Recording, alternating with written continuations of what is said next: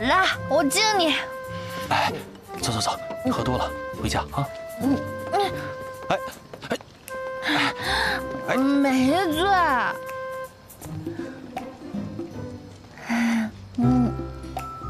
你知道我为什么带你来这儿吃饭吗？为什么？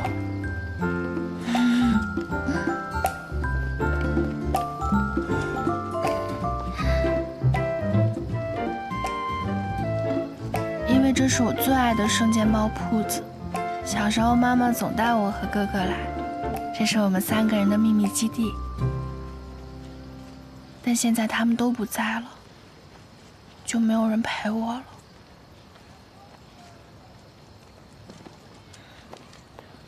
别多想，没关系，以后有我在，我陪你。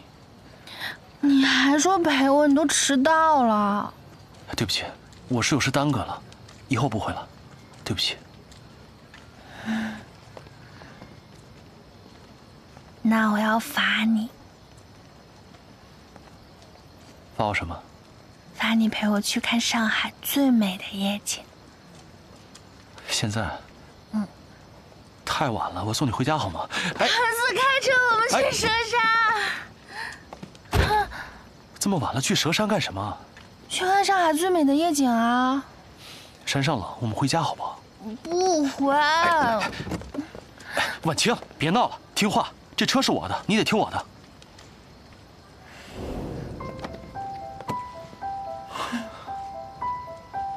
车是你的，但你是我的。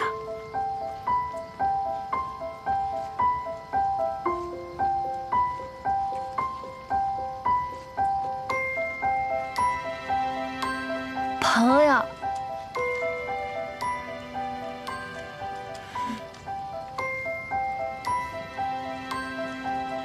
所以你必须得陪我去。什么朋友？我才不想当你朋友。那我自己走着去。哎，婉清。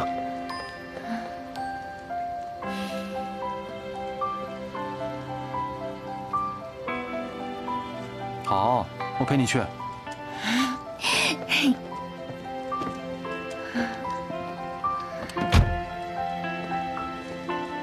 谭四，开车。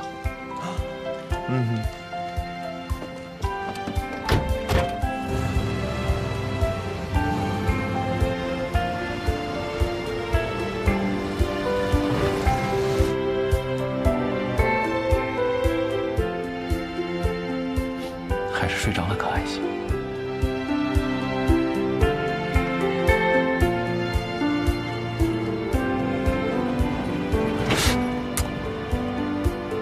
你开稳点儿，会不会开车？司令，这路坑坑洼洼，那又不是我的问题。你要实在觉得怕婉清小姐磕着碰着，那你最好还是让她自己靠在椅背上。你。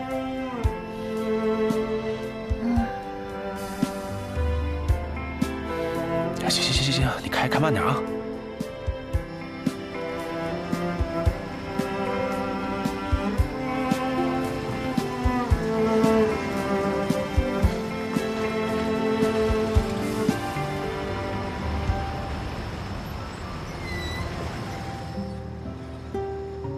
哇，司令，嘘。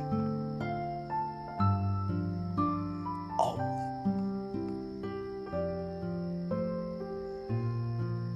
哎，婉清。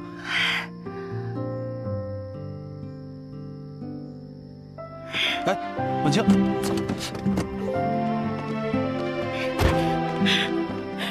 我们慢点儿。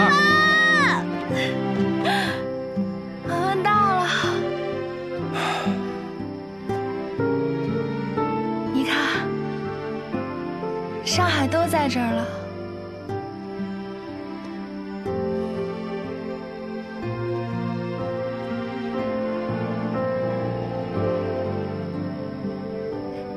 那是海关大楼，那是汇丰银行工部区，还有外白渡桥。哎，外白渡桥。哎，你小心点，别摔下去。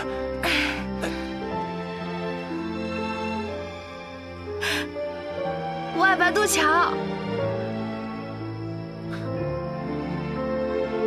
上海，这里就是我的家。上海，我回来了！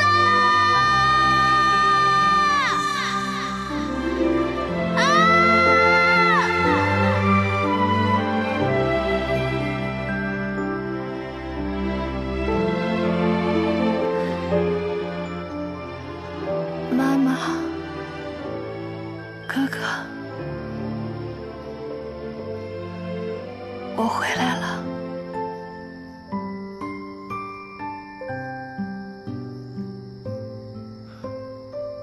婉清，你看啊，这上海都是我的地盘。我向你保证，只要有我在，你一定会平平安安的。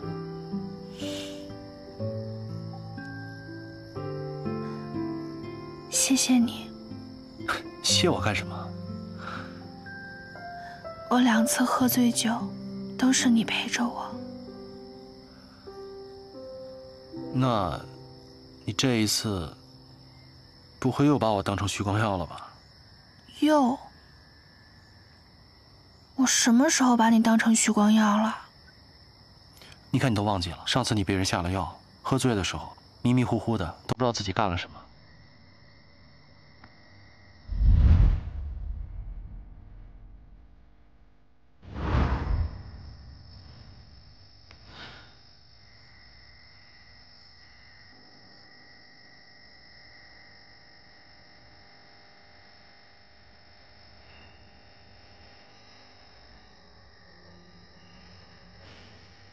是像这样吗？你上次也是这样子，都傻了。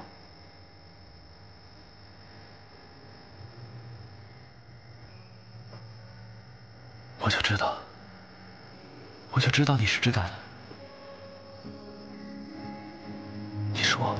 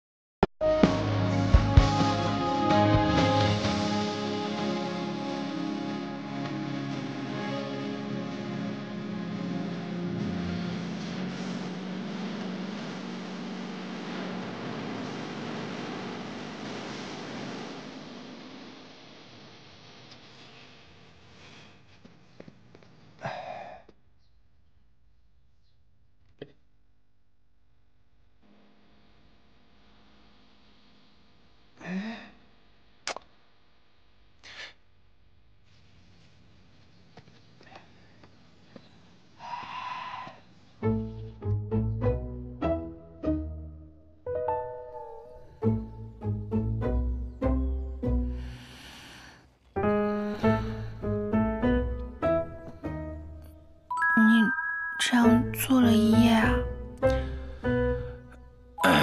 我可不敢睡，万一睡着了，被占便宜怎么办？占了便宜就想走啊？谁占你便宜啊？那昨天晚上我们都当着全上海的面亲了，想反悔啊？那你想干嘛？一辈子陪你吃生煎，看夜景，怎么样？那我们现在就是那种关系啦。哪种关系啊？就是一起吃饭、一起睡觉的关系呗。谁要和你一起睡觉？怎么，亲都亲了，不想承认吗？那你去我家向我爸爸提亲好不好？只要爸爸同意了，我们就能在一起了。你放心，我一定会让爸爸同意的。婉清，我现在还不能去你家提亲。为什么？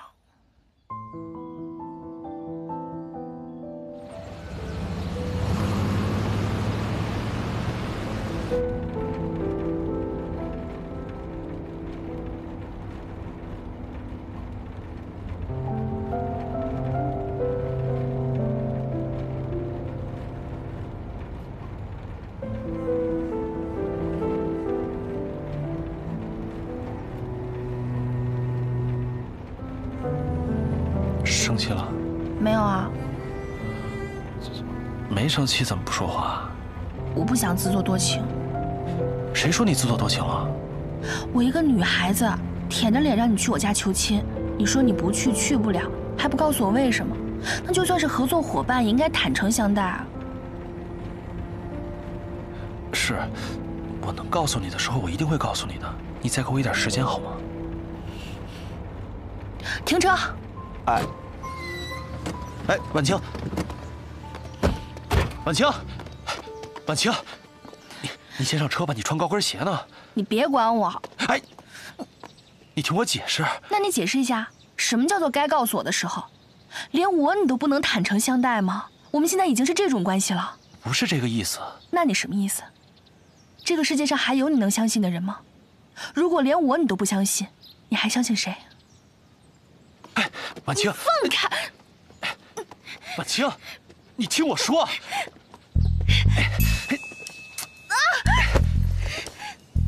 放开！放下来！上车。婉清，你听我解释啊。你仔细想想，我瞒的你哪件事儿，哪个不是为了你好？啊！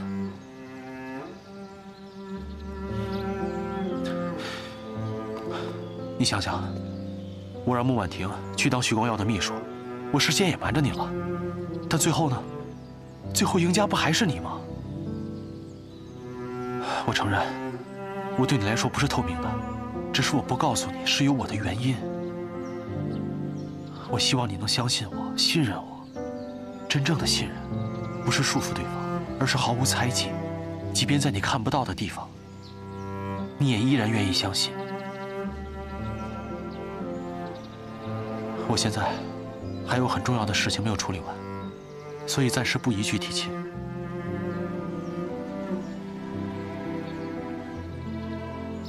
但是我心里早就认定你了。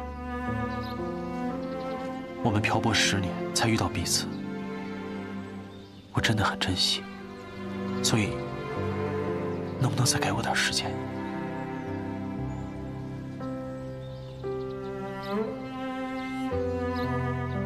我能等。谢谢你。等事情有了结果，我会告诉你的。但是在此之前，你不能把我们的关系告诉任何人，好吗？好，我信你。但是，既然你还有事情要办，那你昨天晚上干嘛那么着急啊？是谁先着急的呀？我喝多了呀，而且我也没有经验。那我也没经验啊。我才不信！我也就是说说，不然也不能2次被你占便宜。我什么时候占你便宜了？嗯。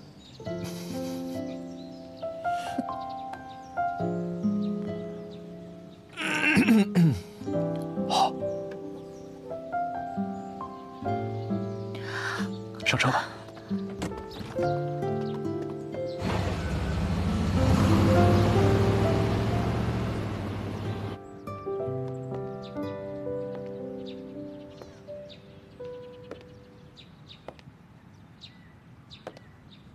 婉婷小姐，老爷吩咐我们送你去码头。爸爸都不愿意再见我一次吗？老爷说了，此生父女缘分已尽，不再相见了。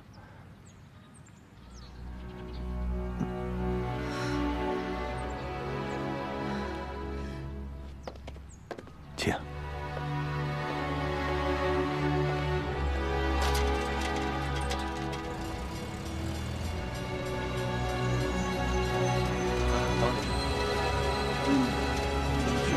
谢谢。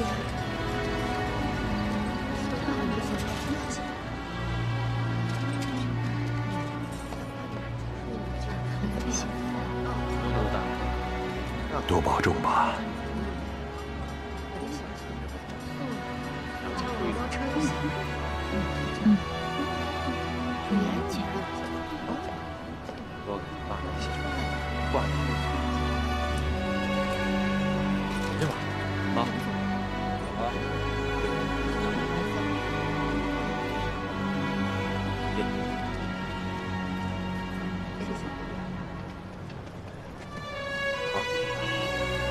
穆小姐，会长跟我们打过招呼，让我们安排您上船。好。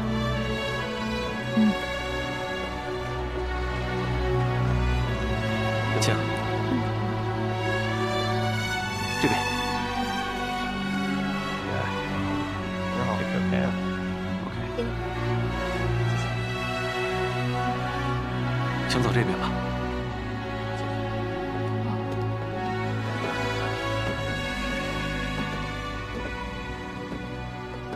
穆小姐，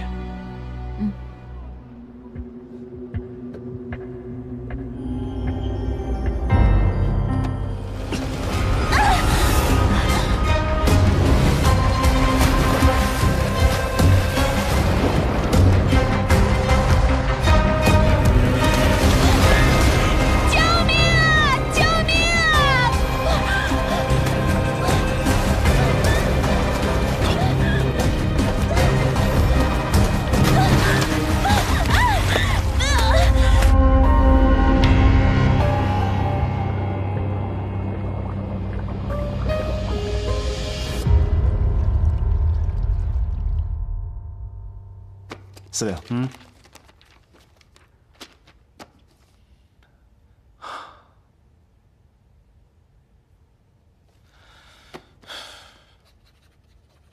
行，去吧。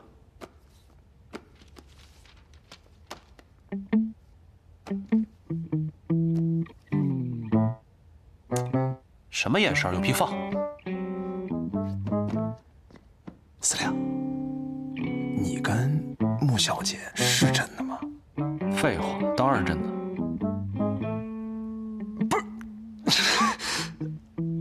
你俩不是一见面就掐吗？你俩什么时候搞上的？啊不，好上的。我告诉你啊，这件事儿你不能对任何人说，否则你坏了我的大事。放心，我明白，你这是金屋藏娇，地下情，见不得人的。你放心，我绝对一个字都不说。你嘴里吐不出象牙来，滚蛋！喂？什么？好，马上去，备车。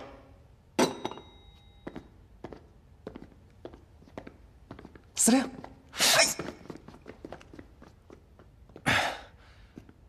你怎么来了？你不是应该在医院给徐光耀办手续吗？光耀哥上午要输液，我下午去就好了。哦。本来昨天要请你吃饭，又没有请成，要不我今天补请你啊？昨天虽然没有吃晚饭，但是夜宵我吃了呀。我们昨天没吃夜宵啊。你再想想。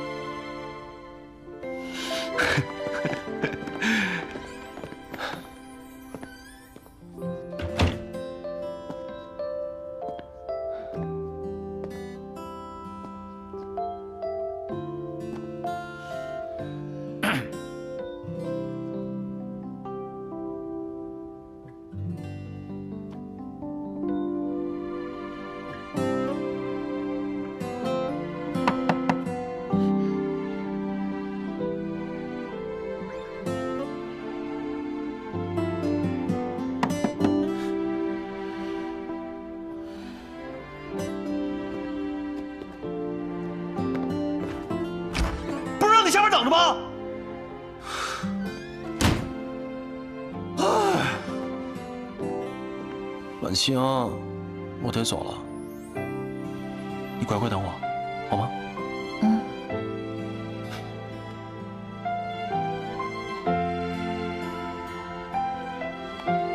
走了，等我。走了。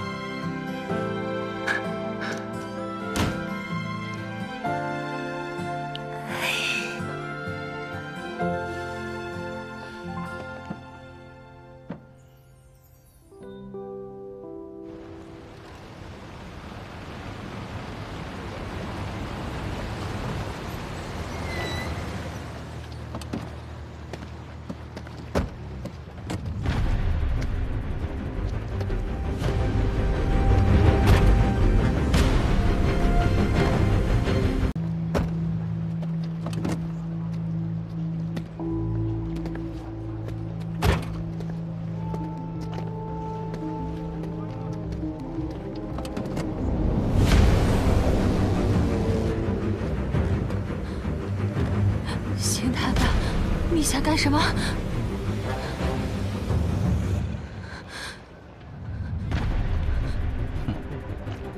我要是不派人盯着你，你早就淹死了。你难道不想知道是谁害你吗？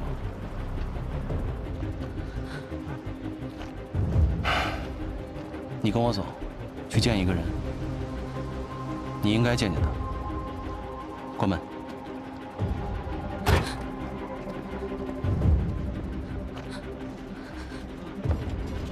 您那好，谢谢。卖报，卖报！谢谢啊。卖报，卖报，卖报，卖报，卖报！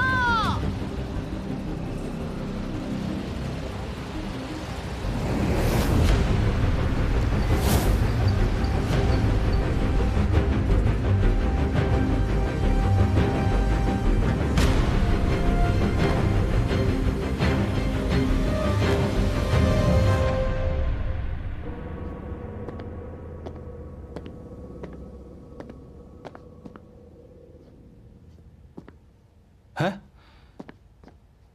先把自己饿死。哎呀，我是饿得不行了。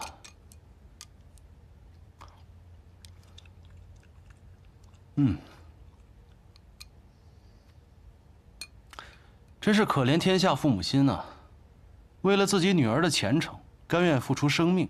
只可惜啊，这崔莲凤畏罪自杀。您那位本事不大，脾气却不小的宝贝女儿，也被穆公赶出了穆家。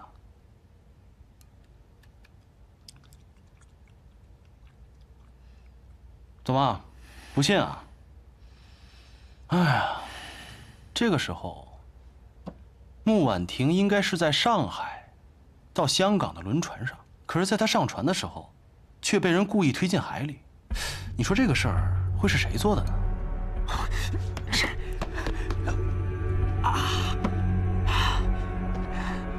婉婷她怎么样？别着急，别着急啊！算他命大，被民团的兄弟给救了。哎呀，这穆家对外公布崔莲凤暴病而亡。至于穆婉婷的身世，至今绝口不提。除了穆家的人，只有参与过审讯的我和徐伯钧知道此事。你说，是谁会对落了难的姑娘赶尽杀绝呢？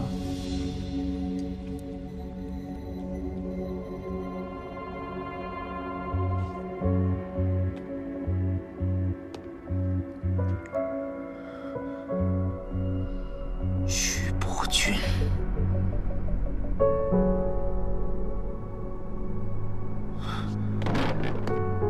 他答应过我，说要把婉婷娶进督军府去的，还说会亲自去提亲。是啊，那是因为当年穆婉婷的身份并未暴露，徐伯钧对付革命军也需要穆家的支持，有你没你啊，他都会去向穆家提亲的。只是此一时彼一时，现在穆婉婷的身份成了一个巨大的隐患。如果有心人顺藤摸瓜地查明了当时的真相，那对他来说可是一个大危险啊！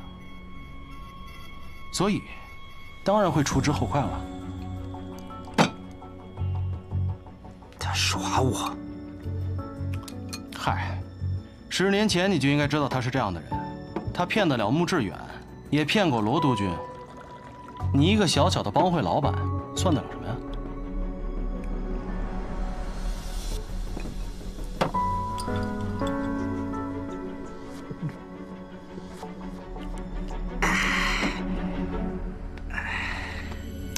好了，穆婉婷落水受到了惊吓，我已经让军中的女眷给她换了一身干衣服，而且我可以答应你，只要你把穆远航之死的真相告诉我，穆婉婷，我就可以给她安全的送往香港。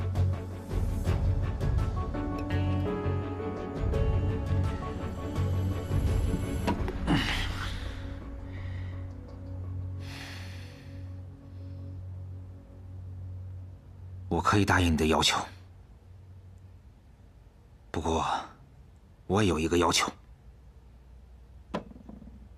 我要见婉婷，我想见见她。如你所愿。谢谢。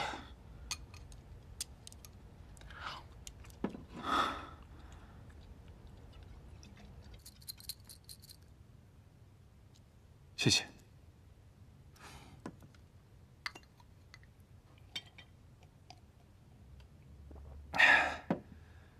婉清，等一下洪琛和少军约我去打桌球，你要不要和我们一起去？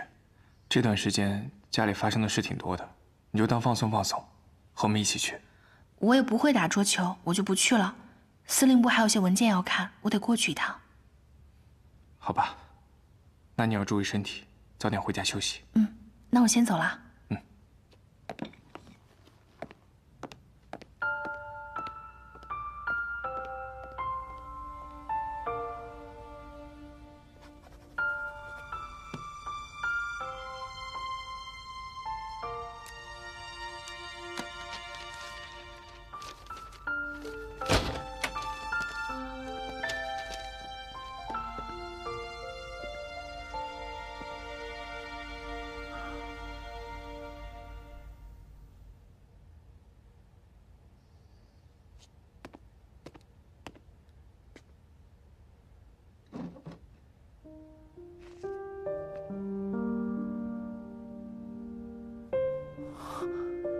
谭司令，能不能让我和婉婷单独待一会儿？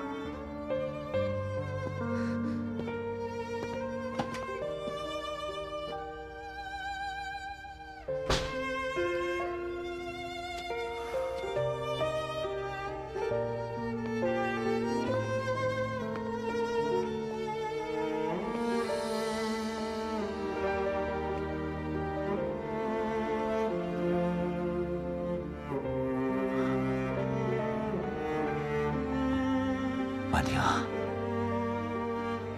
我听说了，谭司令要送你去香港，那离你第一次去，人生地不熟的，一定要多注意安全。哦，对了，我那儿有几个朋友，我给他们写了封信，你去找他们。他们会照顾你的。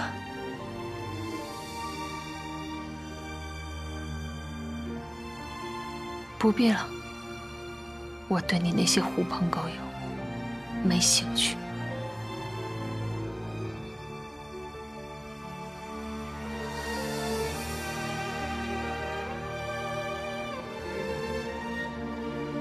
婉婷，你是不是心里还怨我？怨你？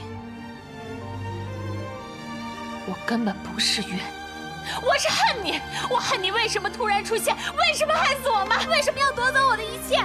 我还不如一头淹死算了，一了百了。你居然敢打我！你凭什么打我？你得活着。对，我是没资格打你，我这一巴掌是替你娘打的。你可以不在乎我的性命，但你不能不在乎你娘的性命。她是拼了自己的性命，才给了你这条生路的。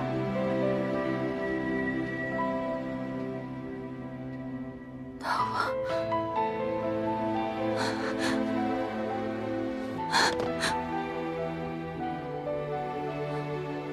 那我能怎么办？我现在失去的一切，都是拜你所赐。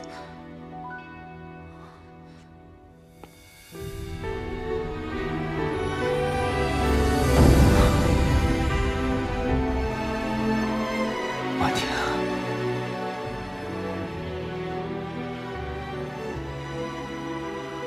婉婷，我知道。我不是个好父亲，可是我今天见到你，我就是想告诉你，我这一辈子，我所做的这所有的一切，我都是为了你啊！你知道吗？我巴结徐怒君，为他做了很多坏事。就是想让你有一个好的前程，我希望你能够嫁到督军府里去。可事到如今，还是竹篮打水一场空啊！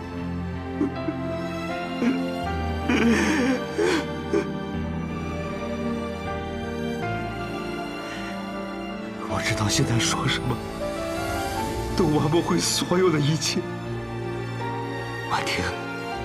我只求你能够好好的活着，为了你娘，为了我，都要好好的活下去。你放心，我一定会好好活下去。只有活着，才可以夺回属于我的一切。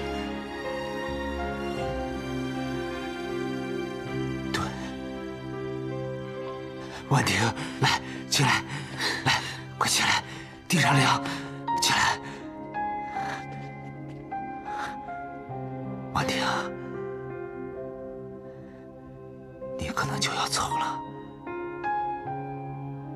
能不能叫我一声爸爸？啊？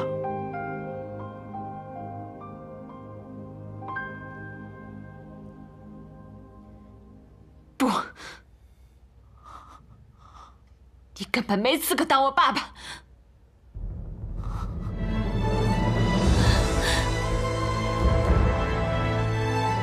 婉婷！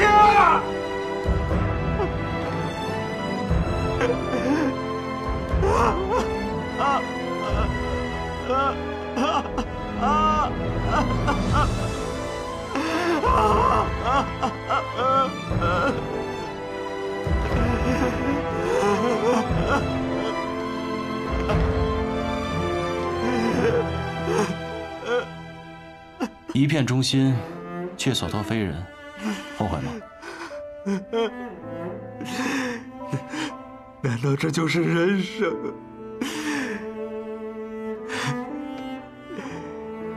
人生在世，就该愿赌服输。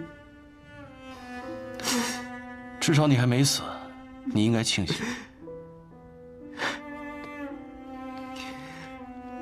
这一切，我认了。你还有还手的机会。你告诉我，你是不是保证送婉婷去香港？说到做到。好。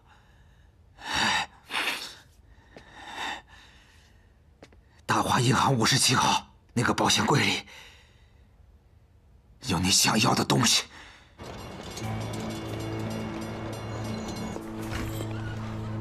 谭司令，这是您要的东西。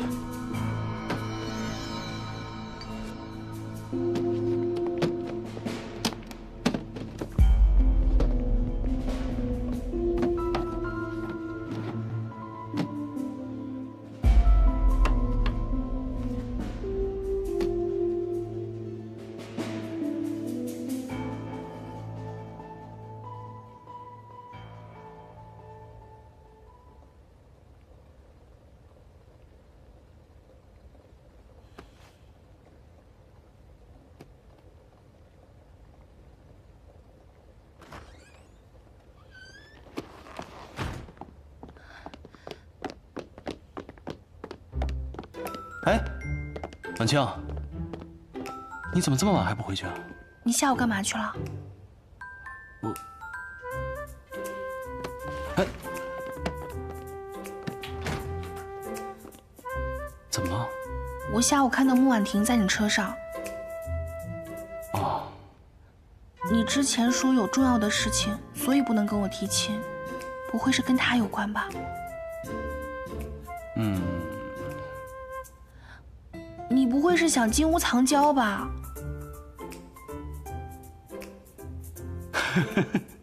你笑什么？我又不傻，我藏谁也不能藏他呀。那你还想藏谁？哎，不是，动动脑子，我都有你了，我怎么还会喜欢其他女人呢？吃什么醋啊？那我也是个女人啊，我也会吃醋的。你至少告诉我，你是不是有什么事情瞒着我？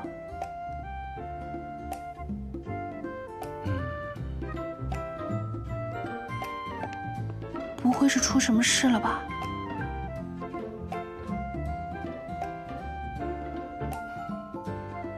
来，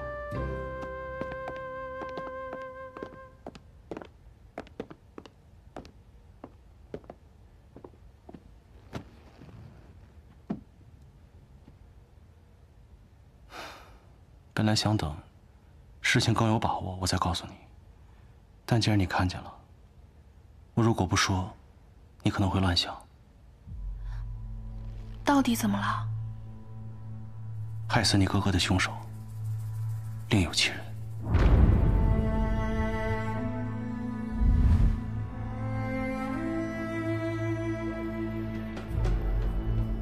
10年前，徐伯钧与罗督军争夺上海的控制权。罗督军因为辎重被劫了。他想退守穆家码头运送弹药，但是穆家一直与徐伯钧交好，所以不肯借码头给他用。军情紧急，罗督军便派人假冒绑匪，绑架了穆远航，并将他关在了码头的仓库里。罗督军以解救穆少爷为由，派兵占领了码头。当时穆志远在外地运货。萧夫人也是救子心切，所以便答应了他，让他用穆家的码头来运弹药，包围整个码头。也就在那个时候，崔连凤来找了我。他说肚子里怀了我的骨肉，说只要我能够帮着把穆少爷灭口了，那穆婉婷就可以回到穆家。如果将来他生下来的是男孩子的话，变成了穆家财产的唯一继承人。我当时虽然答应了他，可我心里真的很犹豫。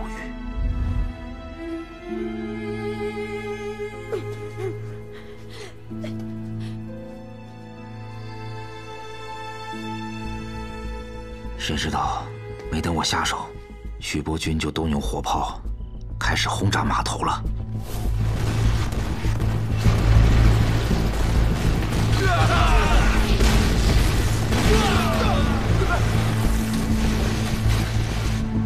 然后把穆少爷藏身的那个码头给轰平了。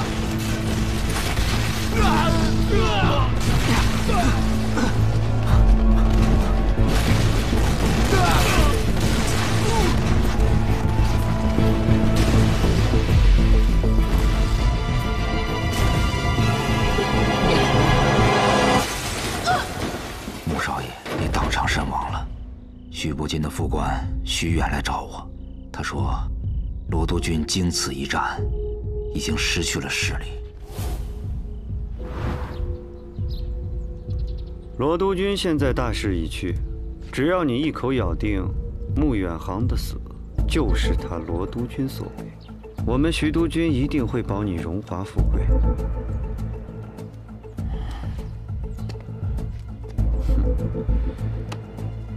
你可得想清楚了。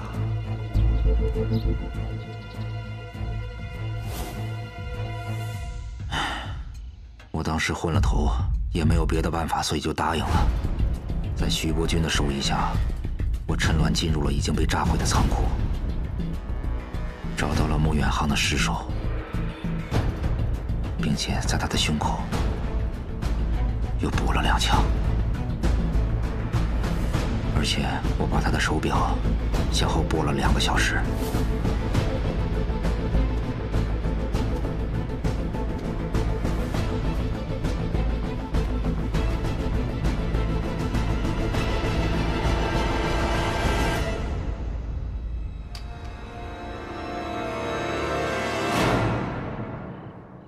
罗督军战败退兵，徐伯钧终于占领了上海。双方因为穆少爷的死而纠缠不清，对簿公堂。穆少爷尸体被炸得已经是面目全非了，而且当时没有什么目击证人，案子一度陷入了僵局。后来京市警察厅在穆少爷的身上发现了2处弹孔，法医鉴定死亡的时间是下午1点钟。而穆少爷的手表却是因为轰炸停在了下午3点钟。警察厅因此判断，轰炸是穆少爷死亡后2小时以后发生的。最后这件案子被判为罗督军撕票在先，徐伯钧轰炸码头在后。罗督军也因为撕票杀人而罪名得到了落实，失去了他在北京政府的所有头衔，而他的官职也都被徐伯钧给代替了。徐伯钧也知道，如果你母亲帮助罗督军运来了弹药，那胜负就变得未尝可知了。成王败寇，一念之差，所以他抓住罗督军弹尽粮绝的机会，选择了舍弃你哥哥的性命。婉清，我这儿虽然还有一个证物，但是我们今天不看了。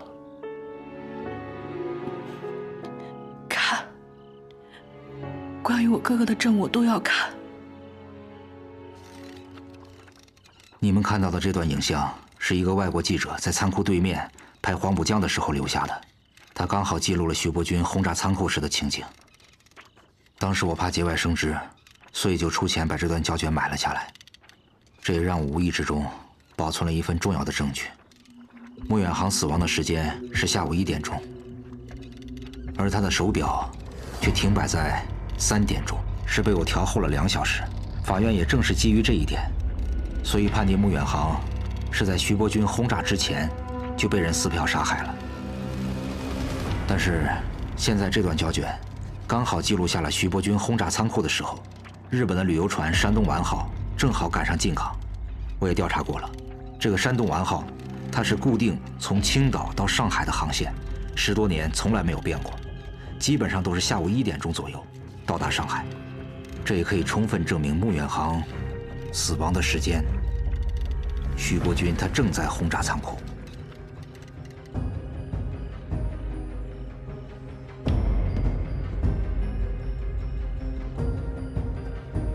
这份胶卷被你保存在租界银行的保险箱内10年，你应该知道它的分量，那你为什么自己宁愿去死，也不把它拿出来威胁徐伯钧，保住自己的命呢？这一点也正是我想提醒你的，你不要以为有了这份证据，你就可以扳倒徐伯钧。我告诉你，就凭你一个上海司令的身份，你做不到的。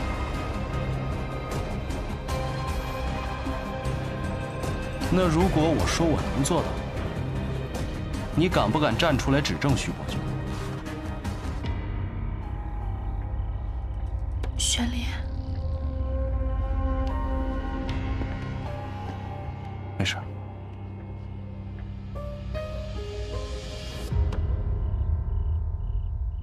犹豫什么呢？徐伯钧还不知道穆婉婷没死呢，只要徐伯钧在位1天，穆婉婷就只能漂泊在外。如果扳倒了徐伯钧，这儿就是我的地盘了，那穆婉婷还有可能回来。你难道不想再见到她吗？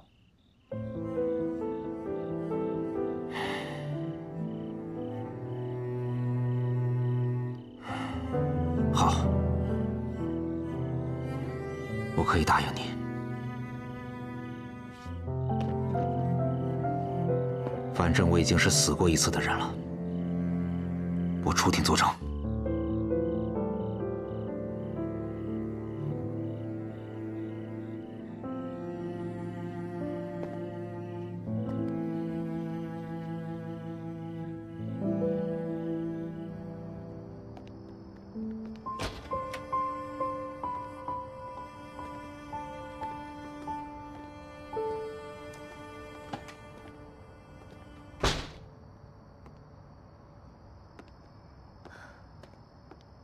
这10年来，他手上一直沾着我哥哥的血。他是怎么做到和我爸爸做朋友的？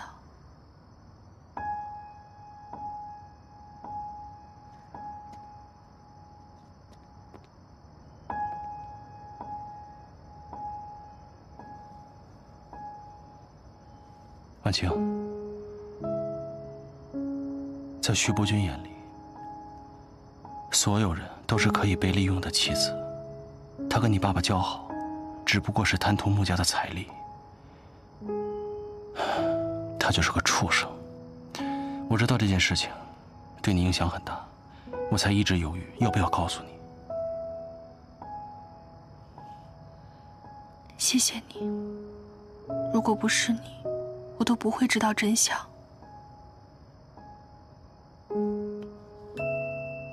傻瓜，我不仅要让你知道真相，我还会替你讨回公道。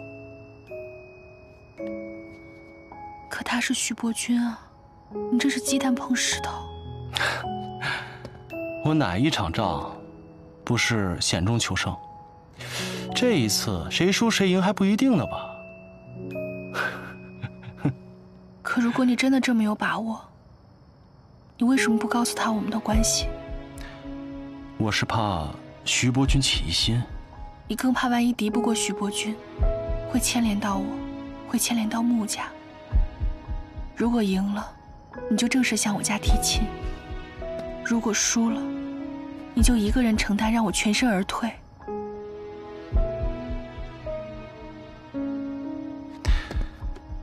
婉清，我和他之间终有一战，所以即便没有你哥哥的事情，我们都不可能维持下去的。所以不管我反与不反，他早晚都会对我下手的。所以你说的一辈子，是赢了才有一辈子，输了就没有了，对吗？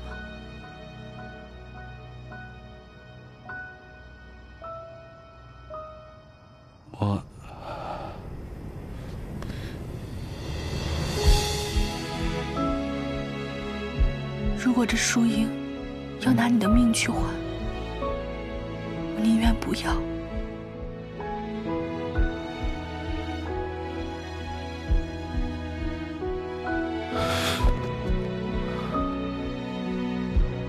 傻瓜，你放心，我一定会扳倒徐伯君，我也一定会向穆家提亲。说好了一辈子，一天都不会少，啊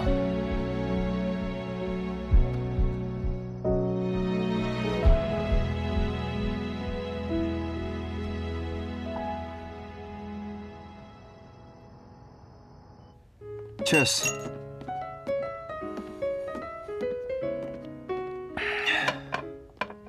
红琛约我打球不奇怪，但是少君，你向来不喜欢这些，这一次怎么也跟着他来了？你住院期间，北京都闹翻了。咱们的几位副帅本来说好要建立5省联军，但是徐伯父捏着穆家的军饷不放。现在的5省联军是貌合神离，眼看着革命军就要过长江了，咱们还是一盘散沙。你是不是要我劝劝我副帅？可以吗？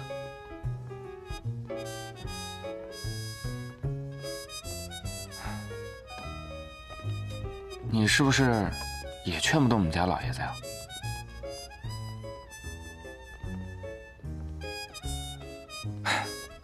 算了，今天呀，我们不聊国家大事。我约你们出来呢，也是为了庆祝你出院的。君想的是，就让老爷子们操心去吧。来，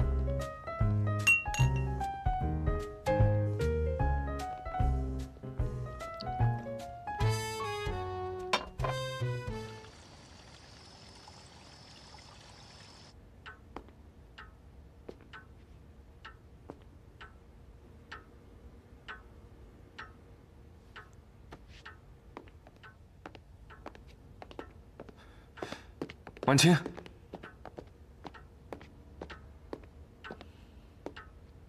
你回来了。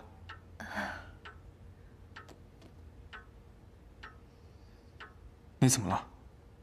啊，没事，今天有点累了。啊，你这么晚回来，我有点担心。以后加班我陪你。哦，不用。明天早上上班你不用等我了，我自己去。我先上去睡了。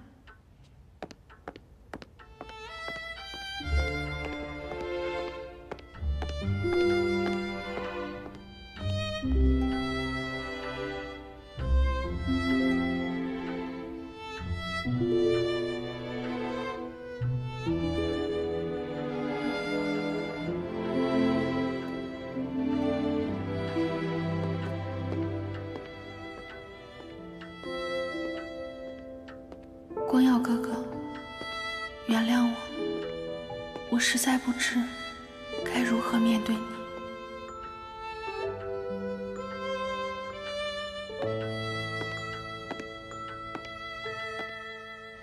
卖报！卖报！卖报！卖报！卖报！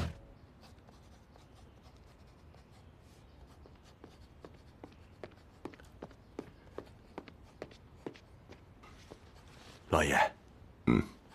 福生的船到了吗？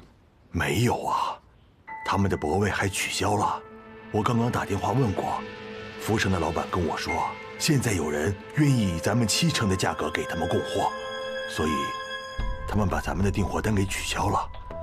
还有啊，中午咱们有2个纱厂要到约定的供货商那里取棉花，可是却被告知棉花已经被人高价买走了，买主给的价格比咱们高出了30%。现在，除非是咱们也提高收购价格，否则那些供货商他宁愿是赔咱们违约金，那也不会给咱们供货的。高价买入，低价售出，什么人会做这种赔本的买卖？老爷，我听说是日本的商会接洽的。日本商会？日本人不是在青岛做生意吗？怎么也跑上海来了？他们想到上海来做生意，连个招呼也不打，现在还这么高买低卖的，这不摆明了是坏规矩吗？他们恐怕不只是坏规矩，他们是想吃独食，把对手斩尽杀绝。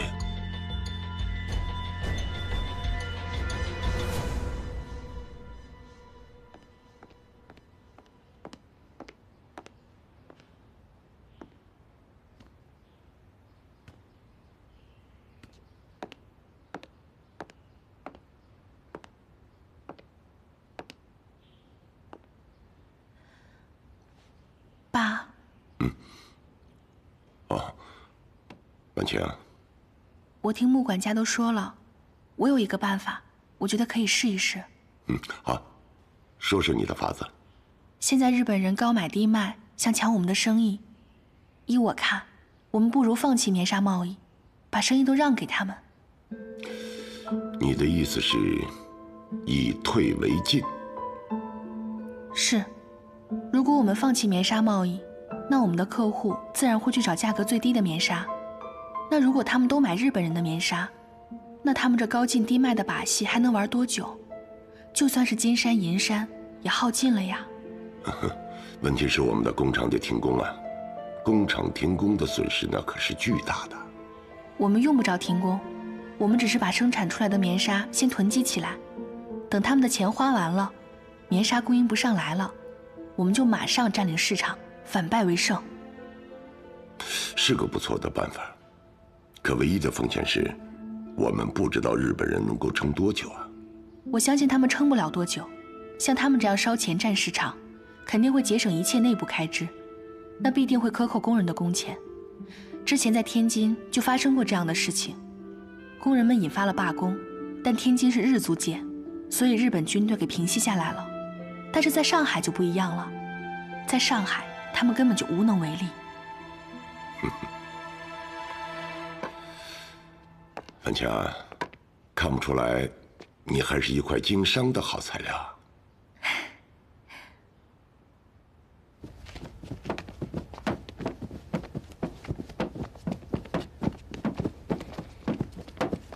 发薪水了，发薪水了！快来拿薪水啊！都有，别抢，都有。对呀，怎么少10块啊？是啊，怎么做20？应该是30，怎么就给我们20啊？刘管事，我们钱怎么少啊？我们说好的团契上的工资是30块，怎么就给我们发了20啊？给你了就拿着，就是哪那么多废话？每一块钱都有我们自己的用处，你少给我们10块钱，你说这10块钱是不是让你给我们扣了？你少给我胡搅蛮缠啊！嫌少啊？嫌少你别干！刘管事，就看你给我找我们说的，这工资商量好多少钱就是多少钱，哪能你想给我们发多少就发多少呢？就是啊，都给我干活去，不想拿钱了，干什么？清楚了，你们想干什么？你们到底想干什么？说清楚，你是干什么的？啊！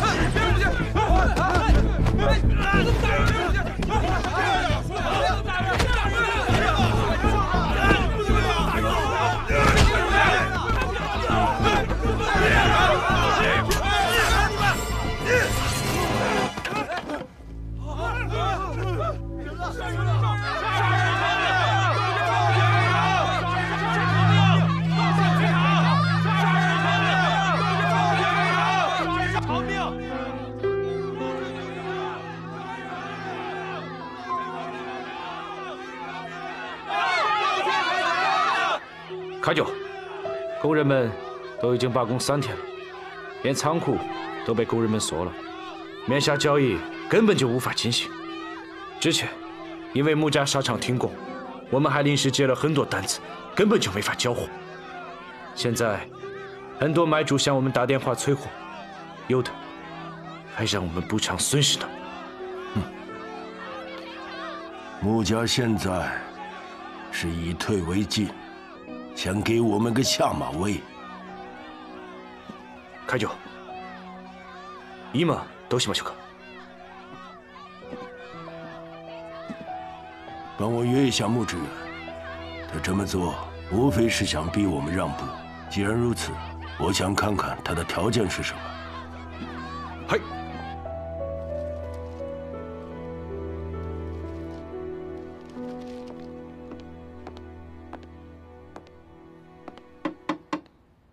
婉清，爸，您找我。快来，婉清，坐。婉清，你判断的不错，日本人果然是搬起石头砸了自己的脚。他们垮得比我想象的还快，可见对工人的剥削到了什么程度。真是多行不义必自毙。婉清，你没做过生意，怎么会知道这些呢？我之前在日本就学完了经济学，后来又在东京的期货交易所实习过，所以像他们这种急功近利的手段，我见得太多了。不管是什么样的生意，要是忘了买卖的本质是赚钱，不愿意稳扎稳打的经营，那失败是早晚的事情。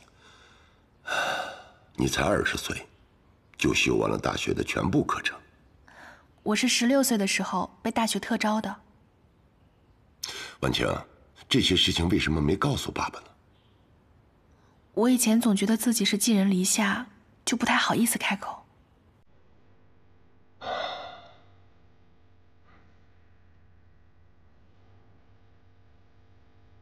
来，婉清，坐过来。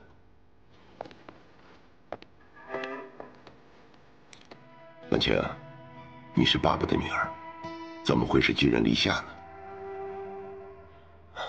爸爸知道，这些年前你和妈妈的态度，可这个世界上没有卖后悔药的。爸爸现在的身体是一天不如一天了，你是爸爸唯一的亲人。爸爸希望你能够帮穆家打理生意，穆家的将来全靠你了。爸，你也操劳大半辈子了，我这个做女儿的也是时候分担了。爸爸知道你是个好孩子，可如果要是帮爸爸打理生意，要不要和光耀先通个气？你毕竟是光耀的私人秘书。我觉得我要是接手了穆家的生意，还是辞去秘书的职位比较好。为什么？现在上海主事的是谭司令，爸你也知道，徐督军一直对谭司令有防备，派光耀哥去当督办也是为了盯着他。那如果我接手了穆家的生意，难免会和谭司令经常打交道，我怕引起督军府的猜疑。这样的话，倒是让你两头为难了。所以不如我主动辞职，置身于他们的纷争之外。做生意嘛，就得不偏不倚。不愧是爸爸的好女儿啊，爸爸都没想到这一层。我身上流着爸爸的血，当然是跟您学的呀。哦，那爸，你接下来打算怎么做？想必日本商会的那个山下会长，现在正在往工部局我的办公室里打电话呢。爸爸留在家里呢，就是不想接他的电话。看来爸爸是已经有主意了。婉清，如果让你来决定，你会怎么做？婉清，如果让你来决定，你会怎么做？现在日本的交易量这么大，但是他们克扣工人，闹出了人命。如果我们现在能给出一个公道的薪水，那谁还会去他们那儿工作？他们没有人可以用，又怎么跟我们竞争呢？兵法上说，锐气务工，击其惰归。在他们锋芒毕露的时候，避其锋芒，但现在他们出了事，我们必须一举击垮。真是爸爸的好女儿啊，和爸爸想到一起了。那不如我们现在就去日本商会大楼，给他们最后一击。走。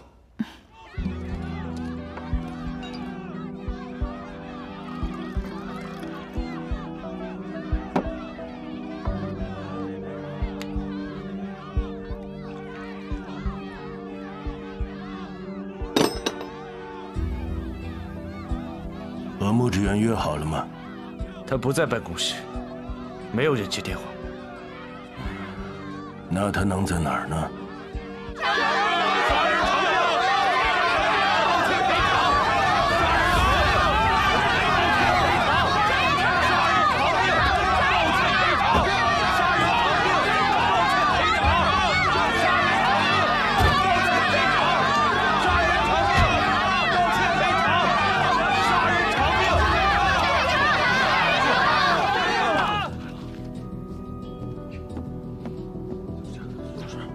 穆老板怎么来了？开酒，見てください。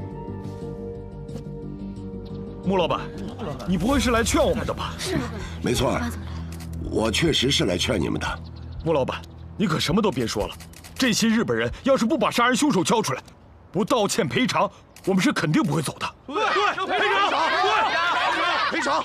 这位大哥，你先别着急，我爸爸是来劝你们的，但我爸爸是来劝大家加入我们穆家纱厂的。我听说穆家纱厂早就没生意了，生意早让人抢光了。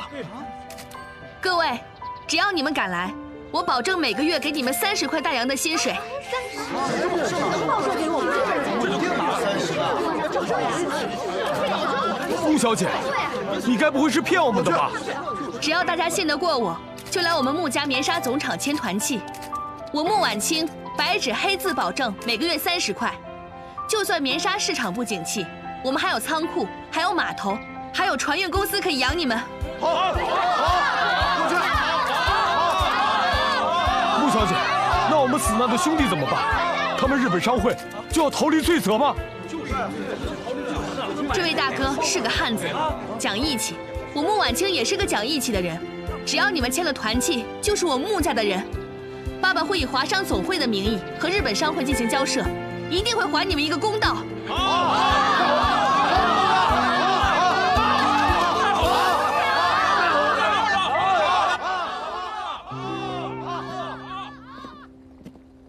看来穆志远这次是不会给我们留余地了。哼，他以为拉拢几个工人，我们就无计可施了吗？会長の意味は？现在我们的洋沙在沪上经营得很好，沪上很多大佬都想入股赚一笔。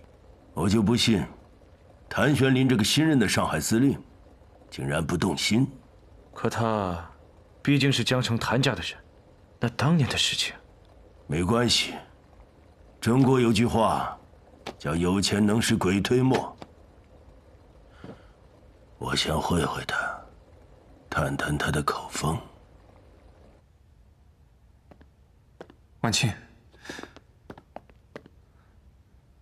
你真的想好了吗？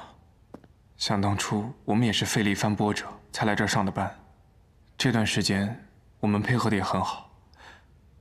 我真的想不明白，为什么你要辞职？光耀哥，谢谢这段时间这么照顾我，但现在家里不是发生了巨变吗？爸爸希望我能打理穆家的产业，我这个做女儿的也该尽孝了。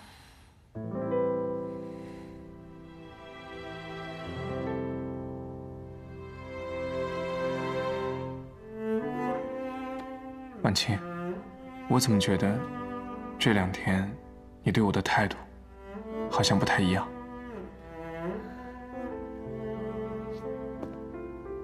是不是因为在医院我对你说的话，让你觉得不舒服了？当然不是啊，但我已经想好了，你就不用再劝我了。我家的老宅子也快修好了，现在你又辞职，我以后是不是很难见到你了？我们这不是各自都在忙各自的事情吗？没有天天见面很正常。好吧，看来你心意已定，那就听你的。只是以后碰到事情，可千万不要忘记我这个哥哥，好吗？好，那我先走了，爸爸还在等我。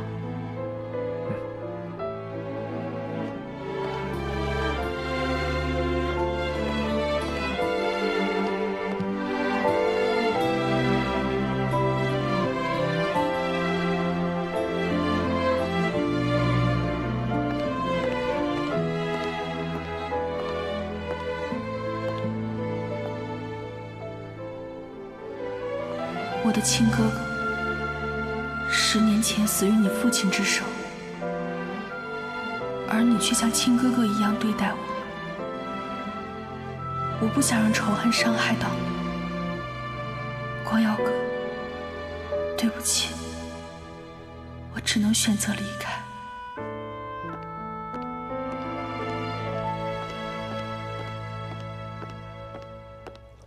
我谭某和日本商会素无来往，不知道这次所谓何事啊？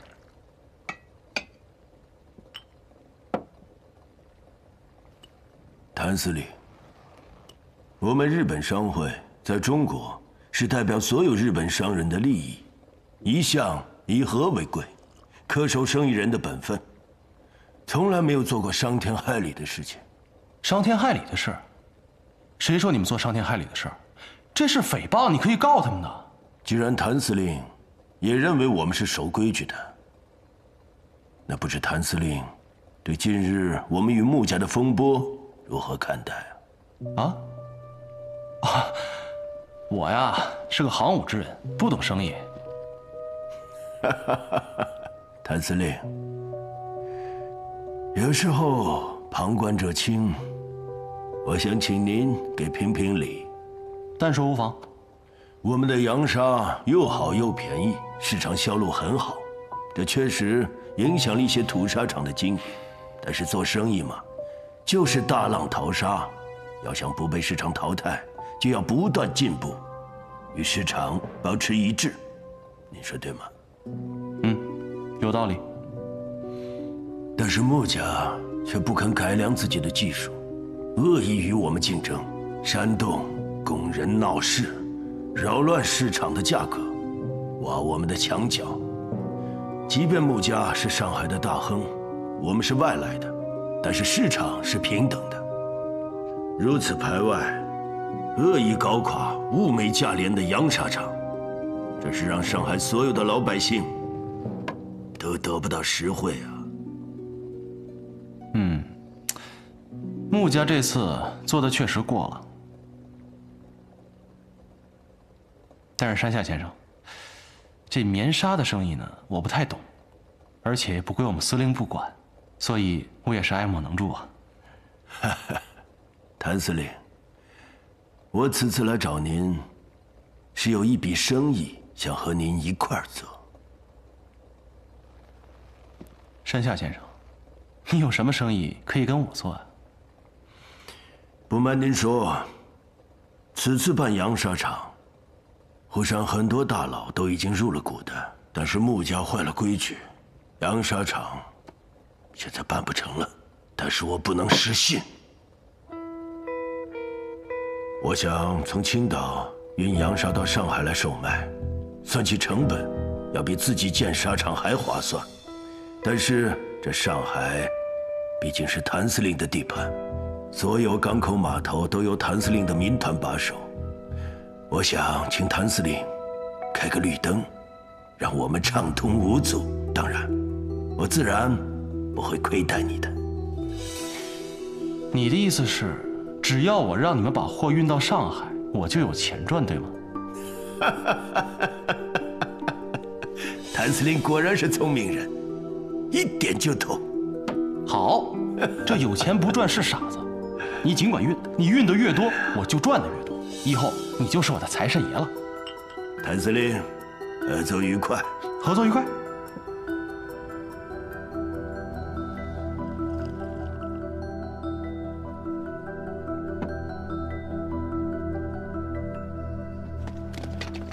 哎，慢点啊。好。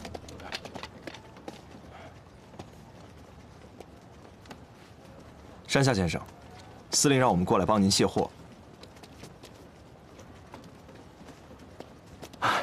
长官，这一车的货我们已经快装完了，就不麻烦你们了。啊，原来你们只有2车货呀！哎呀，司令还特意让我们腾了一个大仓库过来给您放货呢。那如果是这样的话，可能连个角落也放不满。哎，这只是我们的第一批货，小试牛刀，我们还会增加的。谭司令的大仓库对我们是非常的有用的。行。那如果以后有需要，你就招呼我，我带兄弟们过来帮忙。替我谢谢谭司令，也谢谢你这位小长官了。山下先生，那我们先走了。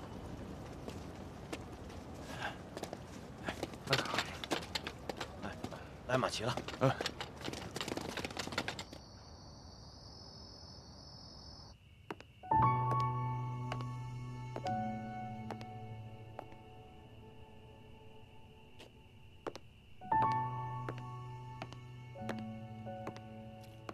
婉倩，爸，还没睡啊？不还是纱厂的事吗？算了，太晚了，早点回去睡觉。怎么抽了这么多烟啊？他们的纱厂不是办不成了吗？咱们挖了山下纯一的墙角，让他们的工厂不能生产。他们呢，就利用日本商会从青岛进了大批的劣质洋纱。咱们的棉纱要想卖出去，就得和他们一个价。之前咱们答应工人月薪30块不变，每卖出一批亏2块大洋。如果是短期维持，没有问题；要长此以往，会把咱们穆家给拖垮的。如果不让山下纯一从青岛运洋纱，事情不就迎刃而解了？他们是正常渠道进来的，又不违法，我们有什么办法？如果我们请谭司令出马呢？事情是不是就能解决？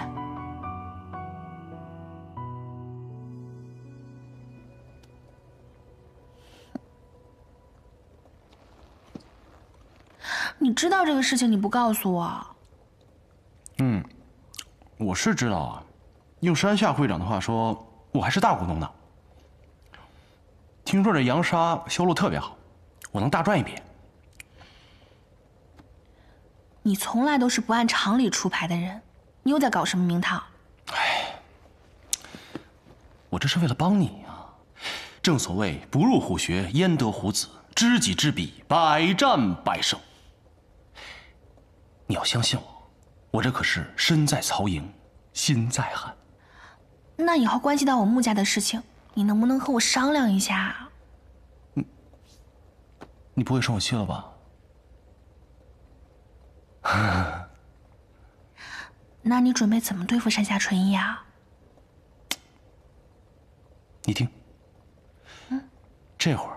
他正在骂我呢。他那个人诡计多端，知道你使坏，肯定还背有一手，你要小心一点啊。放心吧，我的穆大小姐，来，放心吧，我心里有数。过来，好，帮着啊，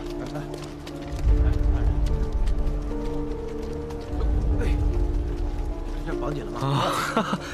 肖长官，今天我们的会长特意加派了人手，这一船的货很快就装完了，就不麻烦你们了。来，接着。你们这是做什么？谁允许你们在码头卸货的？有通行证吗？通行证？这是谭司令亲口答应的货，谭司令不是都把仓库准备好了吗？这怎么还需要通行证呢？ 仓库是准备好了，但是从码头到仓库的这段路需要通行证。没有啊？那不好意思了。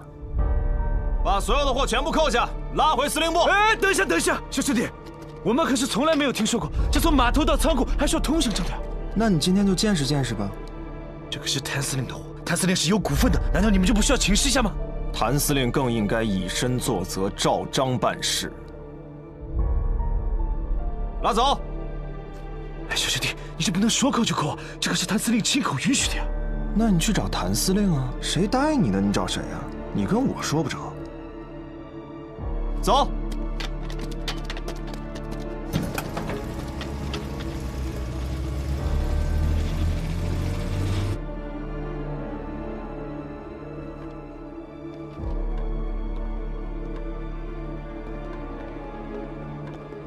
司令。 山下先生到了。哎呀，山下先生，好久不见，好久不见，请坐，请坐。谭司令，我刚刚运到码头的一船棉纱被你的手下给扣了，说是从码头到仓库要办通行证。我之前怎么从来没有听过有这个说法？山下先生，实在不好意思，这个我之前没跟您说，现在办也来得及的。怎么个办法？简单，这个一车一证，一证5000大洋。 谭司令，你不是在跟我开玩笑吧？你看我像开玩笑的样子吗？你的吃相，未免是不是有些太难看了？哎呀，山下先生，之前说过的，我只要让你们把货运到上海，就给我钱啊。没错，我是说过，但是首先你得让我赚钱。如果我赔了钱，我怎么给你分红？你一车收我5000块。 你作为股东，怎么会分到钱呢？山下先生，我这么跟你说吧，我呢就是一马匪出身，不懂经商的，我就是想赚快钱。你说我就是怕你啊，这会出现问题，所以我才想了这么个办法。我是觉得，你们每运一船棉纱，就把该给我的钱给我，之后不管你们卖不卖得出去，就跟我没什么关系了。我赚的是旱涝保收的钱啊。谭司令。 你这么做，未免也太霸道了。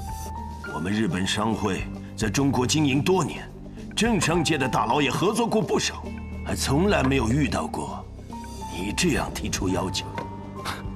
他们不敢提，我就不能提了吗？那山下先生既然这么看重他们，为什么还要来找我呀？谭司令，我看啊，你并不是真心想与我们合作。 而是想趁机讹诈。哎呀，山下先生，我收你的钱是有道理的。你想想啊，你们的船每天都要停靠在这16铺码头，那这棉纱装货卸货，那灰尘满天，弄得我这个码头都是乌烟瘴气的。还有，你们那个船是烧煤的，那弄得我这黄浦江都浑得不行了。我收你点钱不过分吧？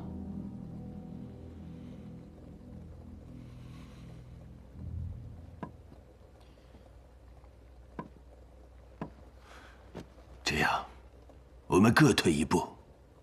我们答应办通行证，1车500块，如何？山下先生，这个价钱不是这么看的，你打发叫花子呢。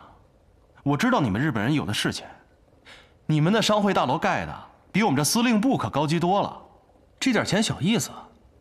哼，我们即便有钱，也不能成为被你敲诈勒索的对象。谭司令贵为上海司令，应该明白这个道理吧？我当然明白，我就是按规矩办的事，这就是我的规矩啊。好，我明白了。原来谭司令表面上与我们合作，实际上和穆家是一头的。哎，山下先生，谁给我钱，我跟谁一头。你只要每车给我5000大洋，我立马跟你一头。你就不怕我向北京政府提出抗议吗？去吧，反正他们也不管我，我也没办法呀。要是我不出这笔钱呢？哎呀，不出这个钱，好办，你来多少我扣多少。我部队人多，需要用到棉纱的地方也多的是。再不行，我还可以卖出去，换点军饷，里外都不吃亏呀。好，那我们就看一看，最后到底是谁吃亏。再会。哎，山下先生，慢走啊！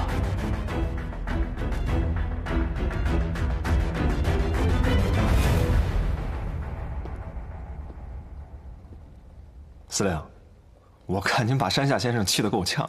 哼，我这是给他留着面子呢。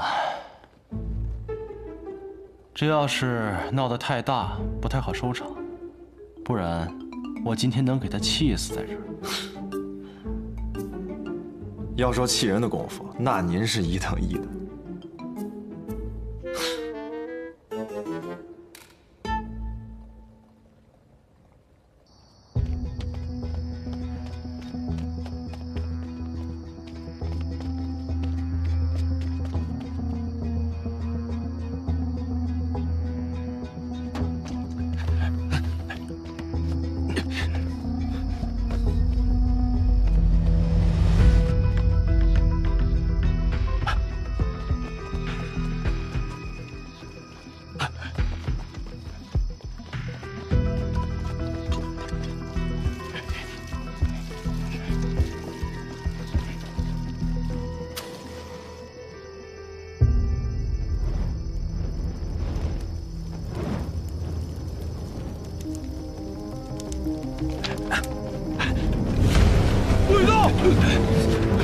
抓住他，抓起来！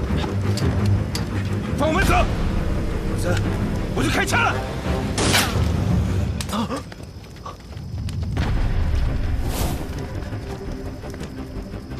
全都绑起来！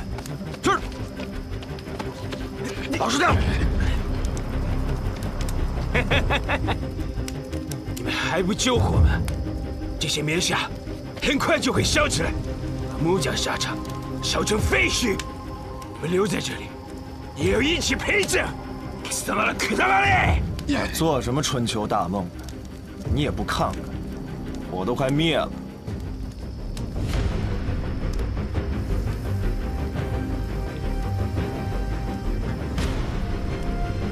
我有过头的，离你！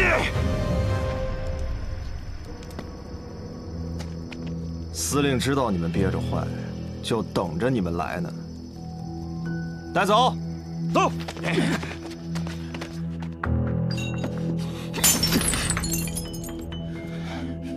太玄林，課長、今どうしましょうか？一个小小的上海司令，竟然敢这么嚣张，自然有人会治他的。哎，介绍你来。上夜奇才都有介绍，一定要把记录好。长得漂亮，又厉害，真是没想到。上夜奇才啊！是啊，就是啊，釜底抽薪，重创日本商会。对，长得漂亮。干得好啊！穆公早，穆公。今早例会，各位老板来的早安。穆公，报纸我们都看了，令爱可真是生业奇才呀！啊，他将工人都招揽到咱们穆家工厂，使得日沙厂不得不停工。哎呀，这招真是太妙了！是啊，当初日本人把棉纱运到上海，低价竞争，而穆家没有惊慌，依然有序生产。现在日本棉纱缺货，我们又有库存，迅速占领市场。看来令爱是早有谋划呀，厉害厉害！当然，还有穆先生坐镇啊。难道我还能和自己的孩子抢功不成？孩子大了，能替我分忧，我高兴还来不及呢。哎呀，穆好福气呀！好女儿啊！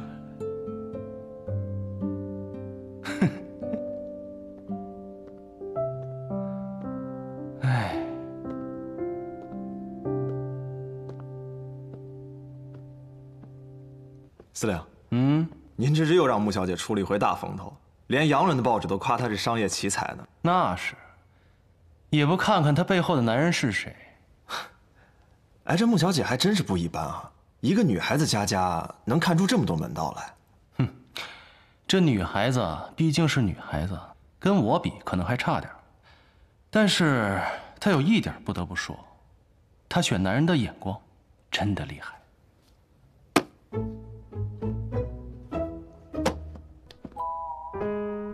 哎，什么意思啊？不懂规矩。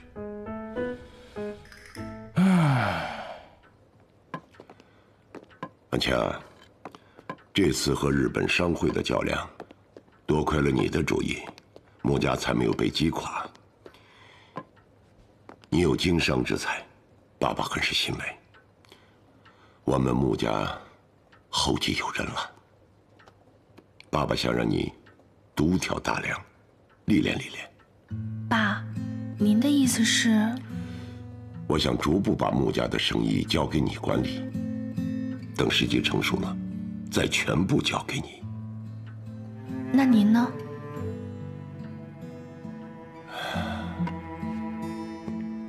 家里发生变故以来，爸爸的身体一直不济，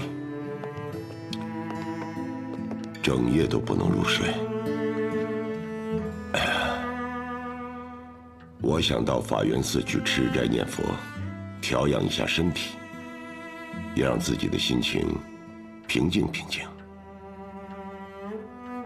你是经商之才，爸爸看得出来，尤其是这次和日本商会的较量中，你目光如炬，胸有韬略，把穆家交给你，爸爸放心。爸，我一定不会让您失望的，我会守好我们穆家的产业。徐督军，谭玄林为了穆家，竟然敢坑我们日本商会，这在历任的上海司令当中，可是头一回。你就不担心谭玄林与穆家越走越近，脱离了督军府的掣肘，将上海占为己有吗？山下先生提醒的是，这谭玄林确实不可小觑。他先是抓住了我们的把柄，成立了民团，现在又和穆家好的穿一条裤子。要是再这样下去，这上海就真成了谭家的地盘。徐督军，10年前若不是我们出手相助，恐怕你也没有那么容易战胜罗督军，一举上位。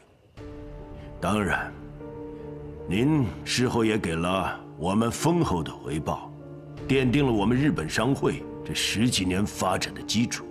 这些年虽然我们没有合作联系，但是我们日本商会和徐督军督军府可是休戚相关的。哈，当年的事情，徐伯君一直十分感激。世人都以为我今日今时的地位是靠穆家的财力支持，但我心里清楚，山下先生当年鼎力相助，才是关键。我相信徐督军是个念旧感恩之人。这个谭玄林，说起来也是您的弟子。他如此这般刁难我们，俨然以上海王自居。这样下去，恐怕上海老百姓只知道有谭玄林，而不知道有督军府了。山下先生放心，你们的货物督军府如数赔偿。你们日本商会今后在生意上有用得着我出面的话，督军府一定鼎力相助。至于谭玄林，我必须先消其羽翼，然后斩断他与穆家的关系，方可动手。留着谭玄林，无异于养虎为患。这我心里有数，山下先生请放心。好，既然徐督军心中有数，那我就先告辞了。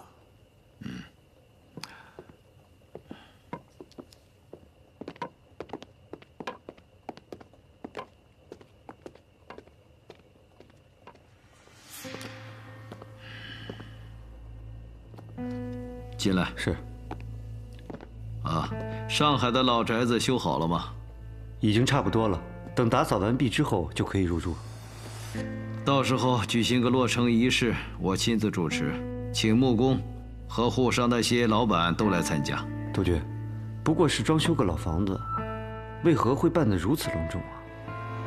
谭玄林替穆家出面，搅黄了山下先生的洋纱生意。谭玄林这小子为了穆家，竟然敢得罪日本人。是啊，看来光耀住院的这段时间，谭玄林没少给穆家套近乎。可是我最近听说穆公身体不适，穆家的上上下下都是由穆小姐打理，而且穆小姐跟咱们少帅青梅竹马，肯定会站在咱们这边。想必谭玄林这小子是有心讨好，剃头的挑子一头热。多派些人手，暗中盯着谭玄林，有什么随时向我汇报。该是向穆公提起两家儿女亲事的时候了。当时联姻被谭玄林搅了局，这一次借老宅子落成仪式的机会，我亲自向穆公提亲。是。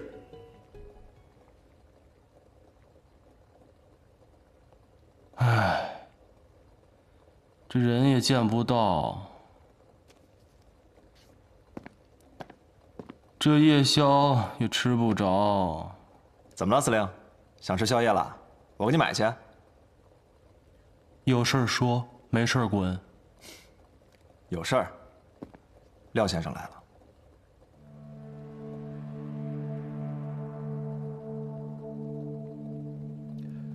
谭司令，我就开门见山了。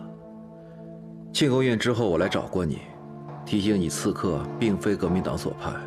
可为什么在结案的时候，你还是把这笔账算在了革命党头上？六叔，因为当时一时没查明真相，也没有真相的线索，所以是没查明白，还是不愿查？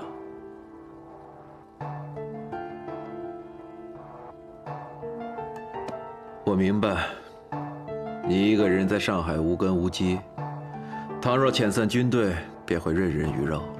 你千方百计地想要保住军队，这也是人之常情。可是这么一来，租界里的洋行都视广东商人为洪水猛兽。我这次来沪，几个熟悉的洋行都不肯卖西药给我。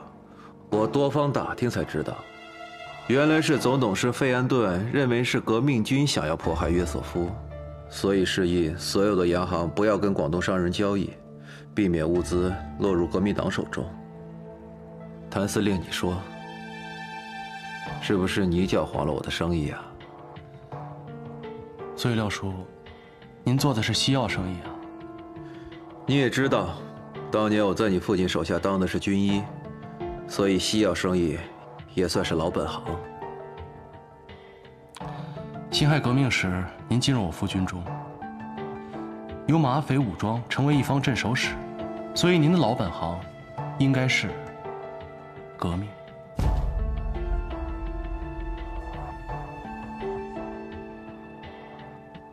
谭司令怀疑我是革命党。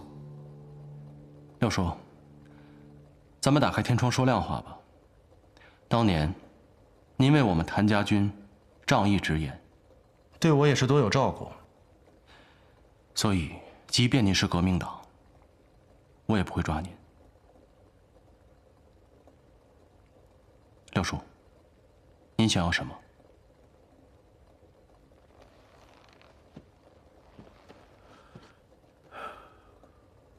没错，我确实为革命军做事。现在我军正在跟徐伯军交战，急需阿司匹林跟奎宁。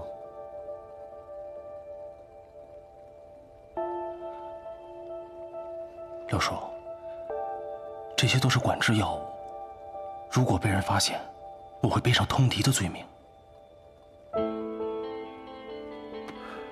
其实上次我来找你的时候，就想告诉你，你们谭家除了你以外，都死于军阀混战。你一个15岁的孩子，带着几千人靠冲锋陷阵讨生活。那许伯军、罗炳文，可曾对你有过一丝的怜悯？我不需要他们的怜悯，我自己的我可以拿回来。那你有没有想过，你想要的到底是什么？我相信凭你的实力，有朝一日取代徐伯军也不是不可能。可取代了之后又如何呢？你方唱罢我登场，踩着黎民百姓的鲜血尸骨爬到高位，然后等着被下一场的血雨腥风再掀翻。那你这个谭督军和徐督军、罗督军又有什么区别呢？对，廖叔，你说的对。但是我又能怎么样呢？我为了我的兄弟们争一个好前程，我有错吗？我还是没明白，您到底要什么？我只想为天下人争一个好世道。现在革命军在前线浴血奋战，为的不是自己，是为了把百姓从军阀混战的轮回中拯救出来。可他们现在因为没有西药，受了伤只能等死。谭司令，你为了保住你的军队耍些手段，这无可厚非。可是你却断了我前方千万将士的生路啊！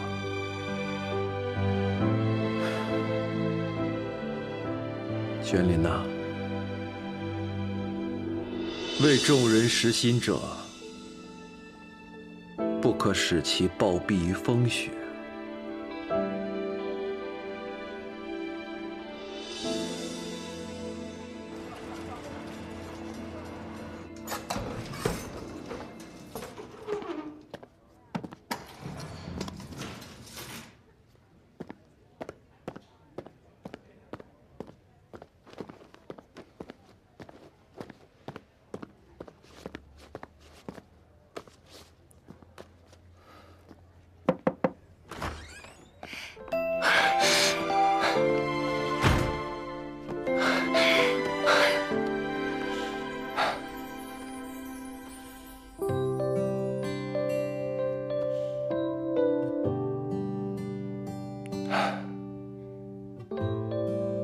我们已经分开6天10个小时了，我想死你了。哪有那么久？而且我还给你打了电话。那不行，打电话又听得见摸不到的，还不如不打。那这是你说的哦，我以后就不给你打电话了。反正我每天都很忙，根本就管不到你。别，我不是那个意思，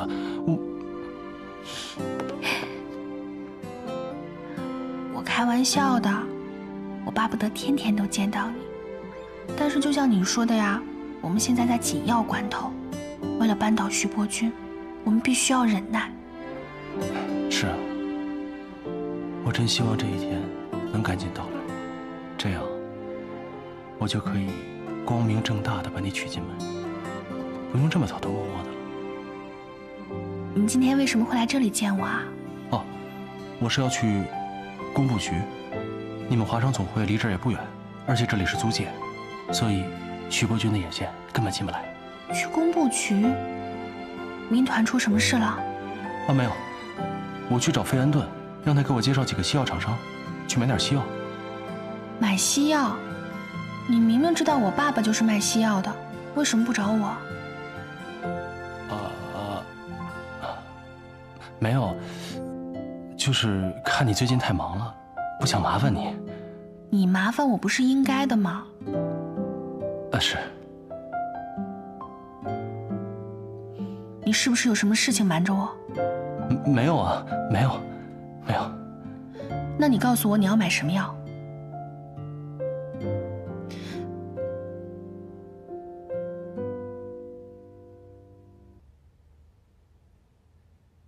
阿司匹林和奎宁。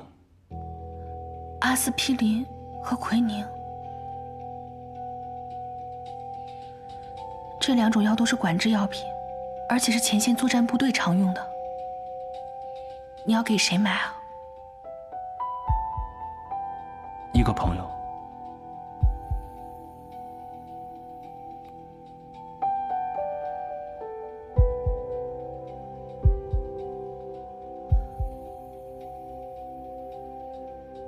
南边的朋友。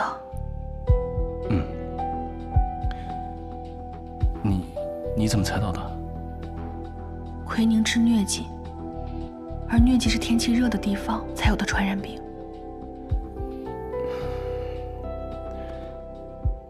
婉清，我不瞒你了，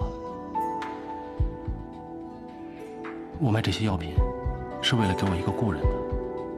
他虽然在为南边做事，但他曾有恩于我，我必须报答他。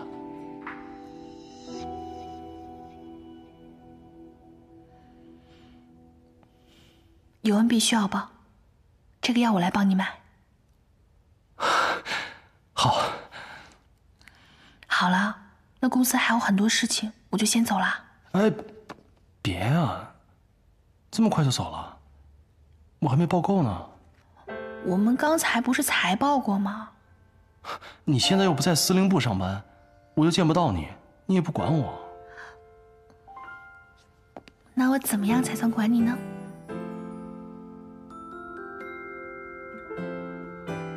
那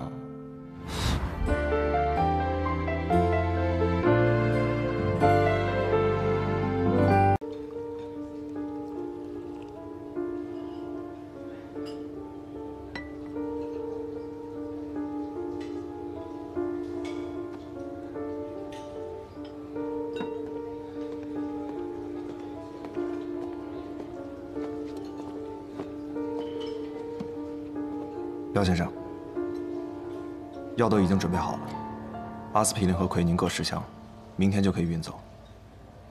不安全吗？安全，放心吧，司令亲自去验货，不会有问题的。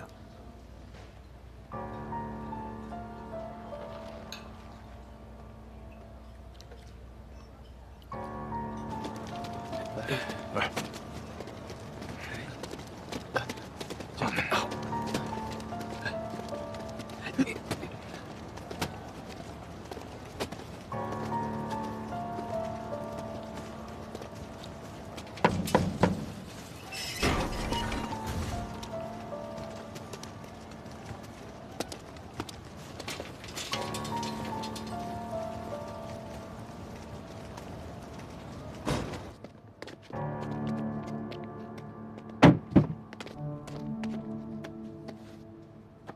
这是样品，你先验货，东西明天就到，一手交钱，一手交货。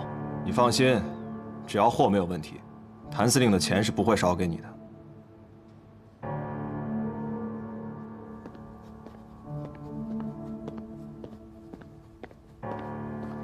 少帅，督军绝密电报。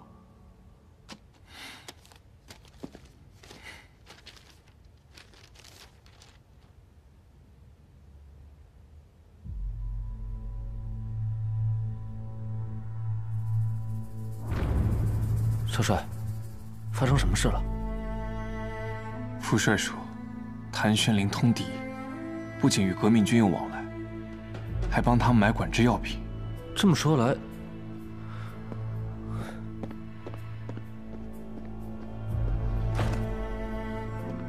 来，司令部庆功宴晚上那2个革命党刺客，说不定还真跟谭司令有关系。督军一直让我们抓谭司令的把柄。这个时候，就是最好的时机。副帅说，探子已经查到，他们明天在外滩码头交接，要我带着宪兵去抓现行。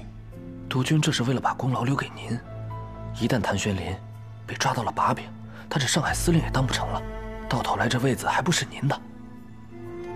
看来副帅并不信任我，一直派着探子盯着谭玄林。少帅，谭玄林这个人向来狡诈，督军这么做也是有备无患啊。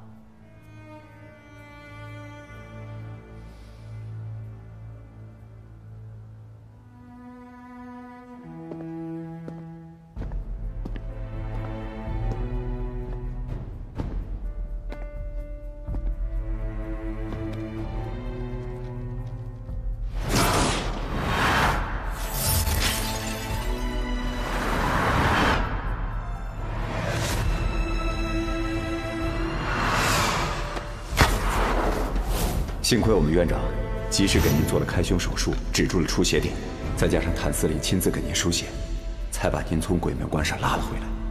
谭司令给我输血了？对啊，输了600毫升呢。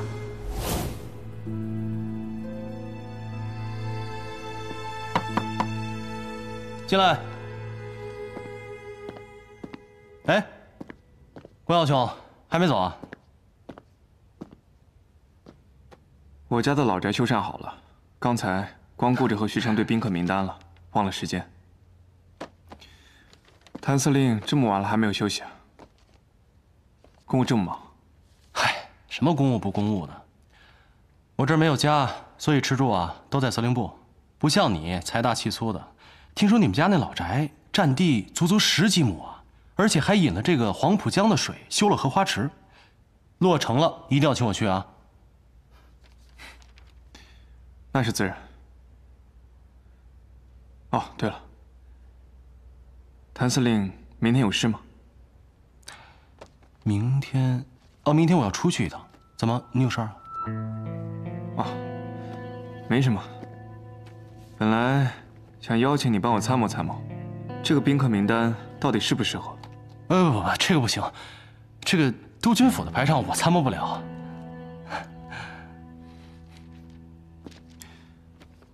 那希望老宅落成一事，谭司令可不要缺席啊！一定捧场。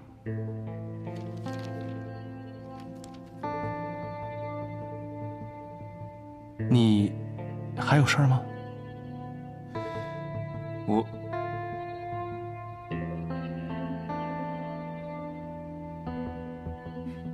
没事。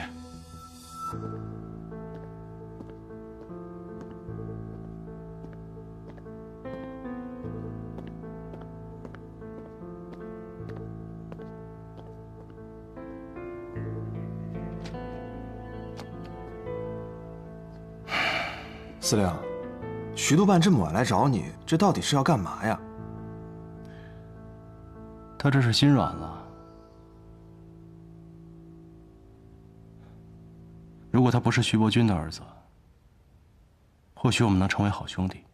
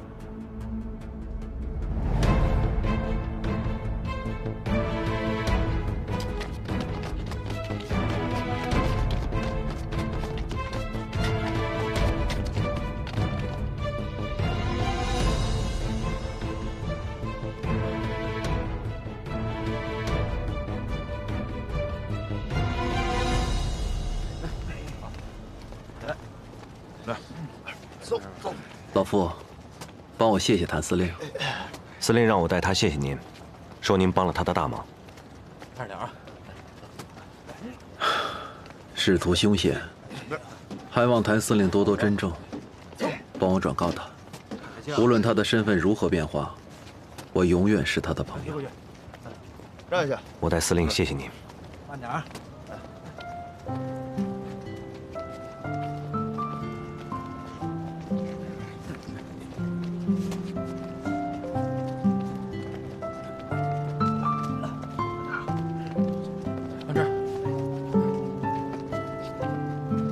走，回商会。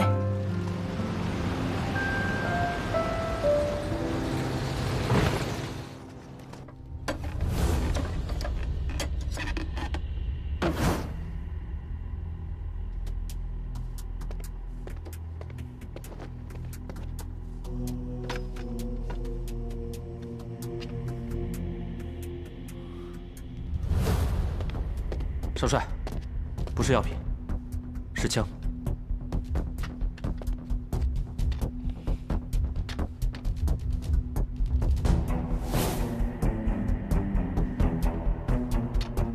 天津机器局隶属于裴督军，专供于裴家军队。他们的枪为什么在你这儿？既然知道是裴家的产业，那您管的是不是太宽了？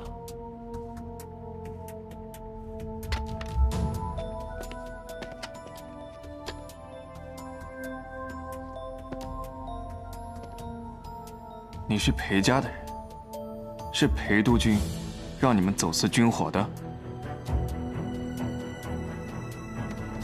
你们要把军火卖给谁？如果是卖给革命军，那就是通敌。少帅，钱包都搜遍了，没有任何身份证明文件，只有几张月票和沪票零钱。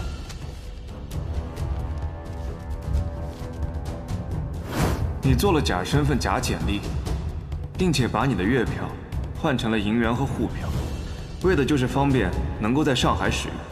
但是，你还留了一点月票的原因，是因为等事情结束之后，坐火车回广州，到时候你会需要月票零钱坐黄包车，银元找不开，沪票也用不到。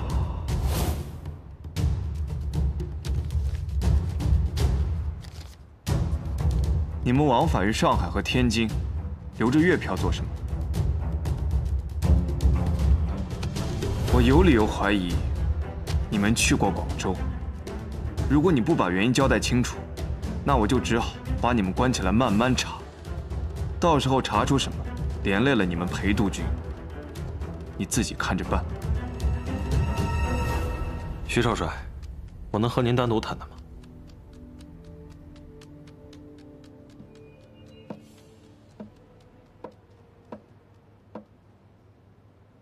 你是说，这批货是谭司令给你订的？是。谭司令说，督军府的军饷总是不能足额交付，导致民团的士兵尚不能做到人人有枪，所以私底下在我们这边订购了一批枪支。这么说，你是天津机器局的人？没错。徐少帅，您和我们裴少帅也是至交好友，应该知道徐督军私扣军饷之事。裴督军为了弥补缺口，才责成我们机械局贩卖军火。如今各地政府开支巨大，我们暗中交易也是为了避开高额税费。但是我们只与各个督军府管辖的军队做生意，从来没有接触过革命军。既然如此，为何你们身上背着月票？人在河边走，哪有不湿鞋？贩卖军火的生意，毕竟不是光明正大的。我们身上带着月票，即使被抓，也不会想到机器局头上。你为何要告诉我这些？徐督军与裴督军现在共同掌权，您与裴少帅又是好友，我给您说明缘由，是省得大水冲了龙王庙，引起不必要的误会。那身上带月票，是你想的？小的哪有这等心思，是督军府嘱咐的。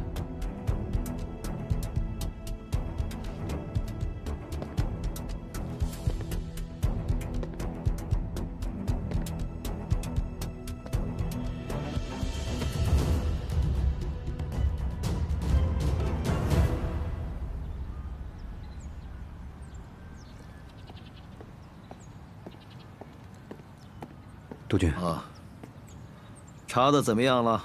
少帅说，谭玄林私自向天津机器局购买了枪支，因为涉及到裴家军火，所以少帅把事情压下来了。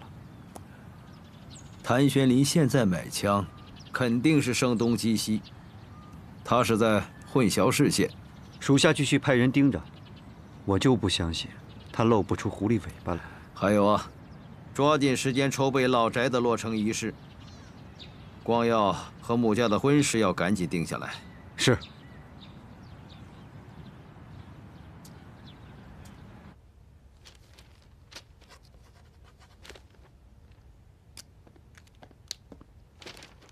司令，这是徐督办交给你的。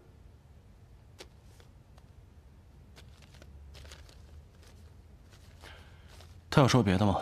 什么都没说，就说请您去参加徐家老宅的落成仪式。哎，那个廖先生安全离开了吗？放心，穆小姐亲自安排的。司令，您这么故意的去买走私军火，掩护那批药品，您就不怕引火烧身啊？我就是要烧这把火。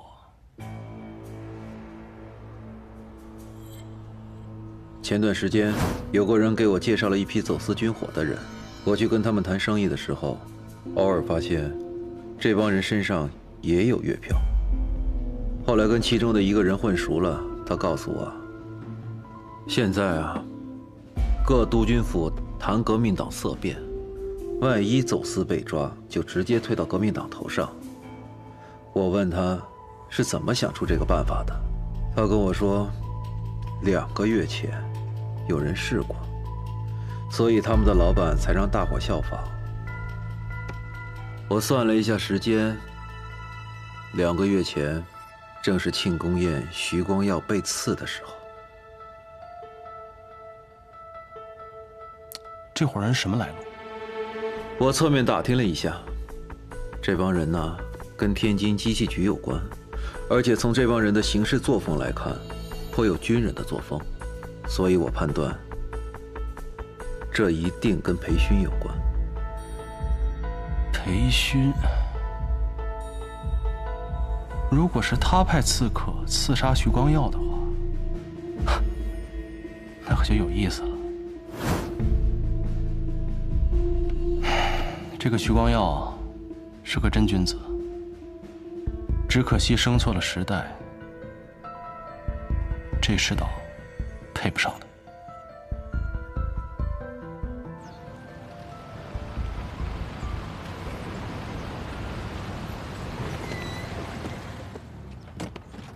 督军，哦，你怎么站在这里啊？也不怕着凉啊？父亲舟车劳顿，儿子当然应该出来迎接。知道你孝顺啊。谭玄林是否通敌一案，你就不用再查了，我派别人去查。是儿子办事不力，请父亲责罚。哎呀，责罚倒不必了，不过这次还有更重要的事情要征求你的同意。父亲有什么事需要征求儿子的同意？我先看看啊。这几块太湖石都是从宜兴新运过来的，池塘的水也都疏浚了，引了黄浦江的活水进来，养了您最喜欢的睡莲，还有锦鲤。鱼戏莲叶间，倒也不失为一景。看起来费了不少心思啊，修得不错。父亲喜欢就好。对了，父亲，有什么事需要和儿子商量吗？来，咱们坐下再说。好啊。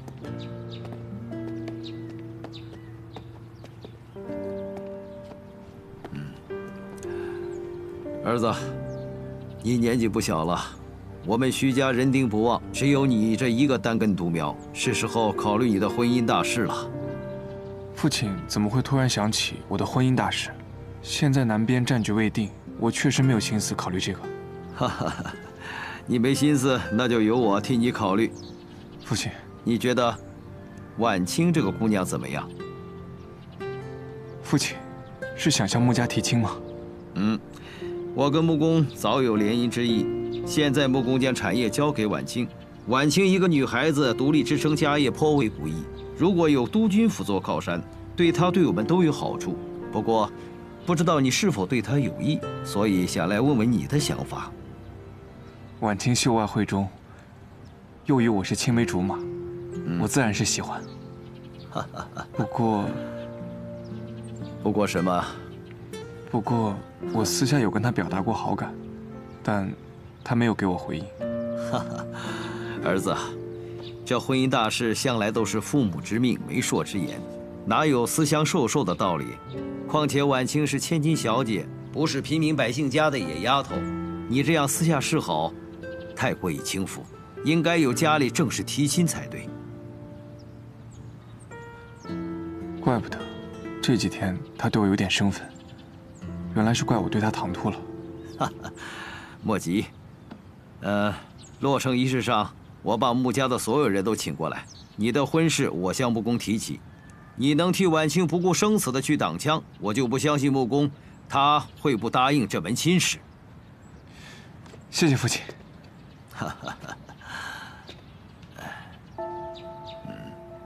好，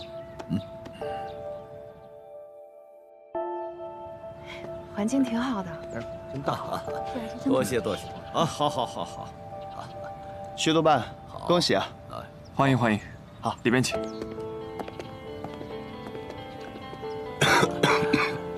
穆公，听说近日身体不适，在法源寺吃斋念佛，不知身体好些了吗？身体倒是无恙，求个安心罢了。只是把这么重的担子甩给了婉清，这孩子辛苦了。是啊，我刚才也看到她了，确实有些闷闷不乐。一个女孩子担这么重的担子，着实是难为她了。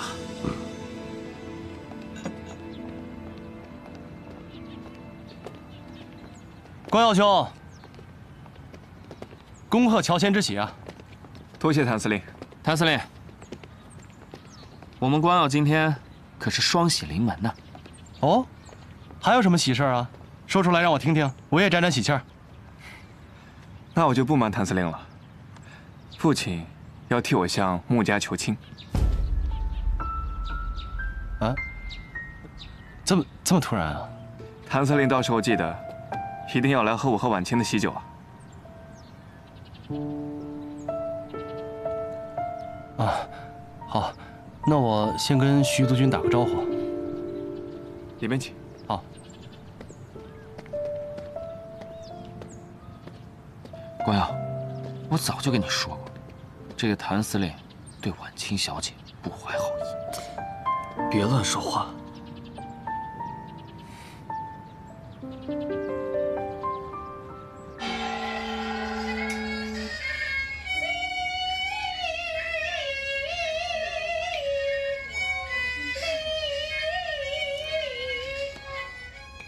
某公，早就听说你是这沪上有名的票友。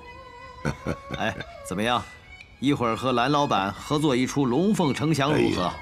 你听我这嗓子，今天就不在督军府丢丑了。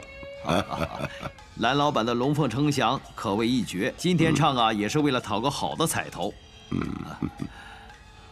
光耀今年虚岁25，去年在陆军总部当了1年的参谋。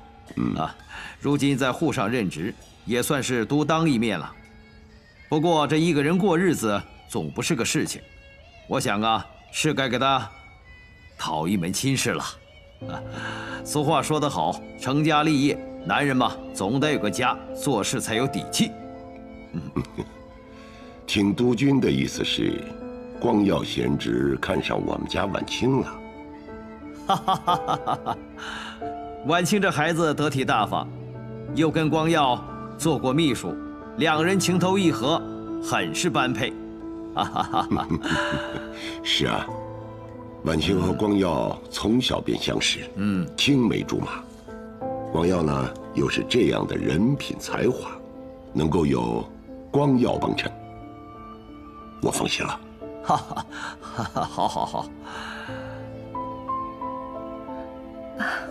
爸，我这才刚接手穆家的生意，千头万绪的，而且纱厂还在亏损，我实在无心考虑婚事。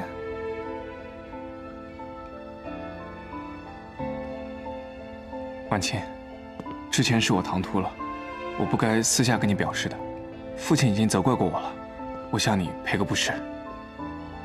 这么说，婉清，光耀已经提过这件事情了。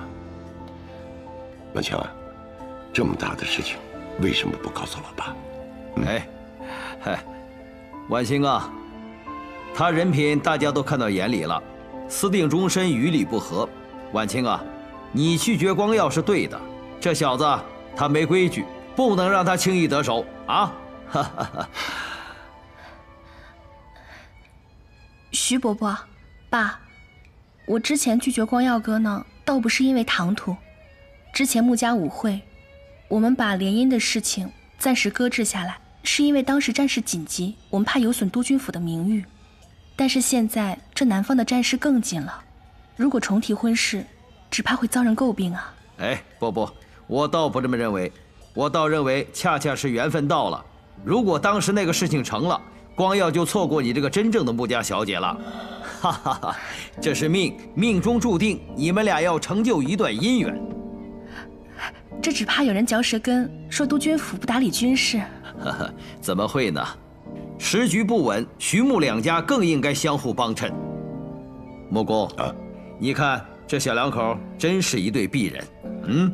哈哈哈哈。是，督军啊，我就这么一个女儿，能够得到督军府的垂青，是我女儿莫大的荣幸啊。穆公你放心啊。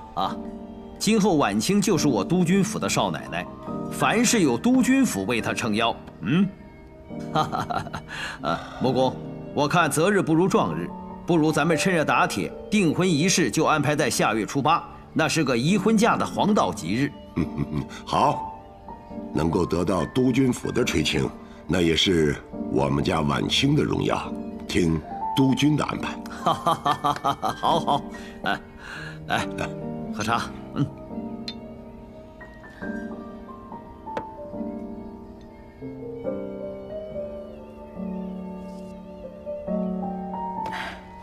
爸，我突然想起公司还有些合同要签，我就先走了。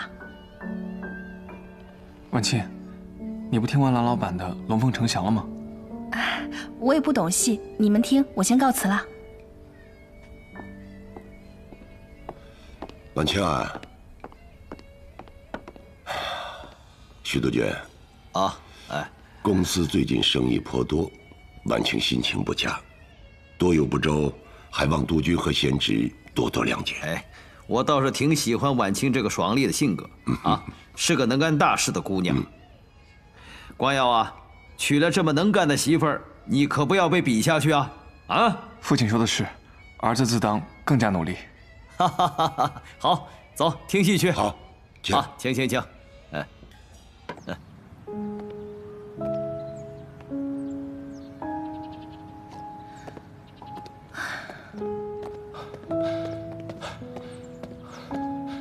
婉清，你都听到了吧？我一定要去跟爸爸说清楚。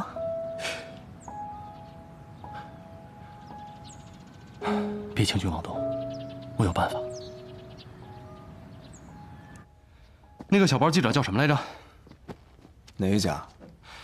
就是那个刊登徐光耀和裴少军的那个照片的那个。火花报。火花报是吧？派个脸生的给他送过去。这唱的是哪一出啊？快去。好。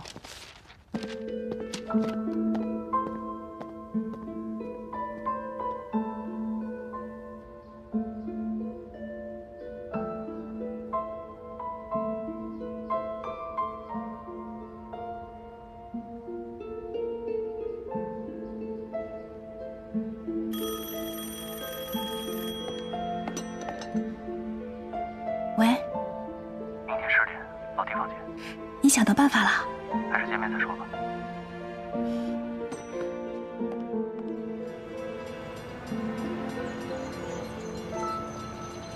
宣莲，你有什么办法了？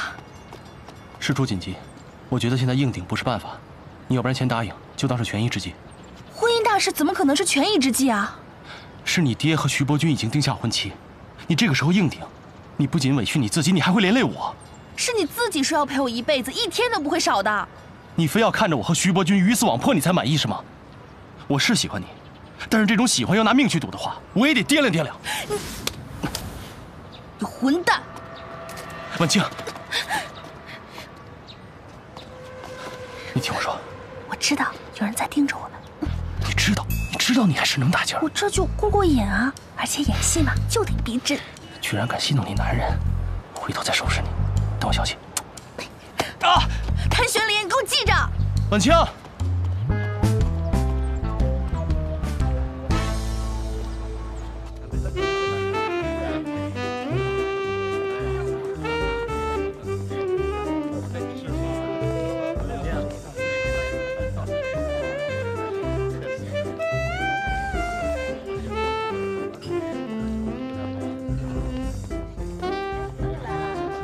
光阳，怎么喝这么多？昨天晚清，戏都没听完就走了。我感觉他不是很想和我定亲。既然穆公已经答应了，想必他不会食言。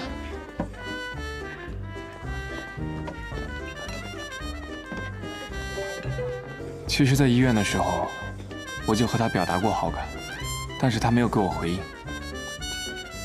还逐渐疏远我。我猜不透他在想什么。我觉得还是找他问清楚比较好。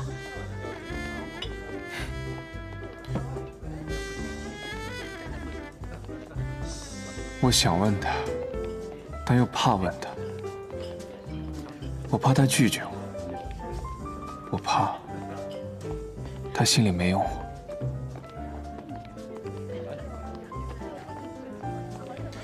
你们说，我要是装傻，把她娶进门，用一辈子去保护她，她会爱我吗？你这么做，有些自私。我就自私这么一回，我用一辈子去爱她，去护她，难道不够吗？问世间情为何物？直叫人生死相许。朋友，你别难过了，你最少还能留下穆婉清的人。我呢，追着顾月霜，都快把自己的心掏出去了，人家还不是不拿我当回事儿。来，咱们难兄难弟呀，喝一个。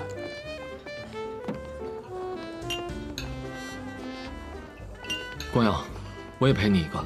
啊，老裴，你在这儿凑什么热闹？我和光耀喝酒，这叫同是天涯沦落人。你的谭桑榆上赶着往上贴，你就别凑热闹。你别开我玩笑。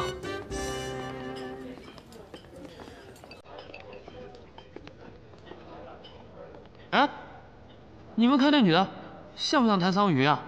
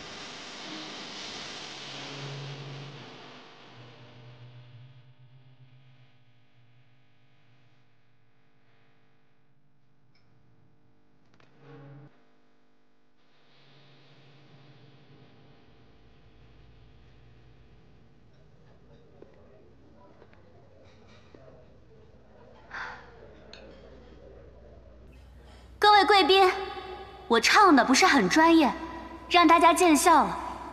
其实呢，我并不是一名专业的歌手，而只是一个名不见经传的女学生。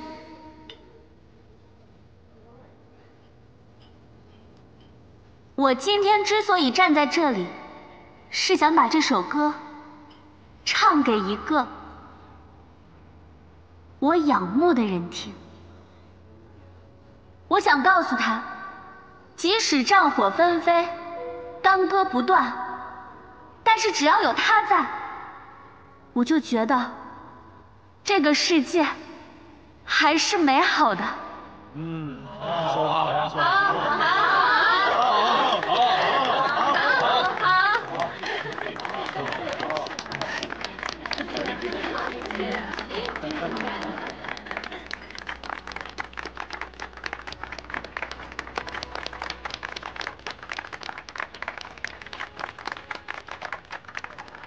裴公子，如果你愿意让我继续仰慕你、崇拜你，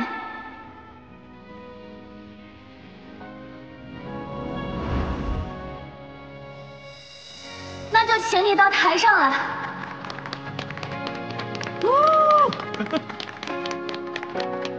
好吗？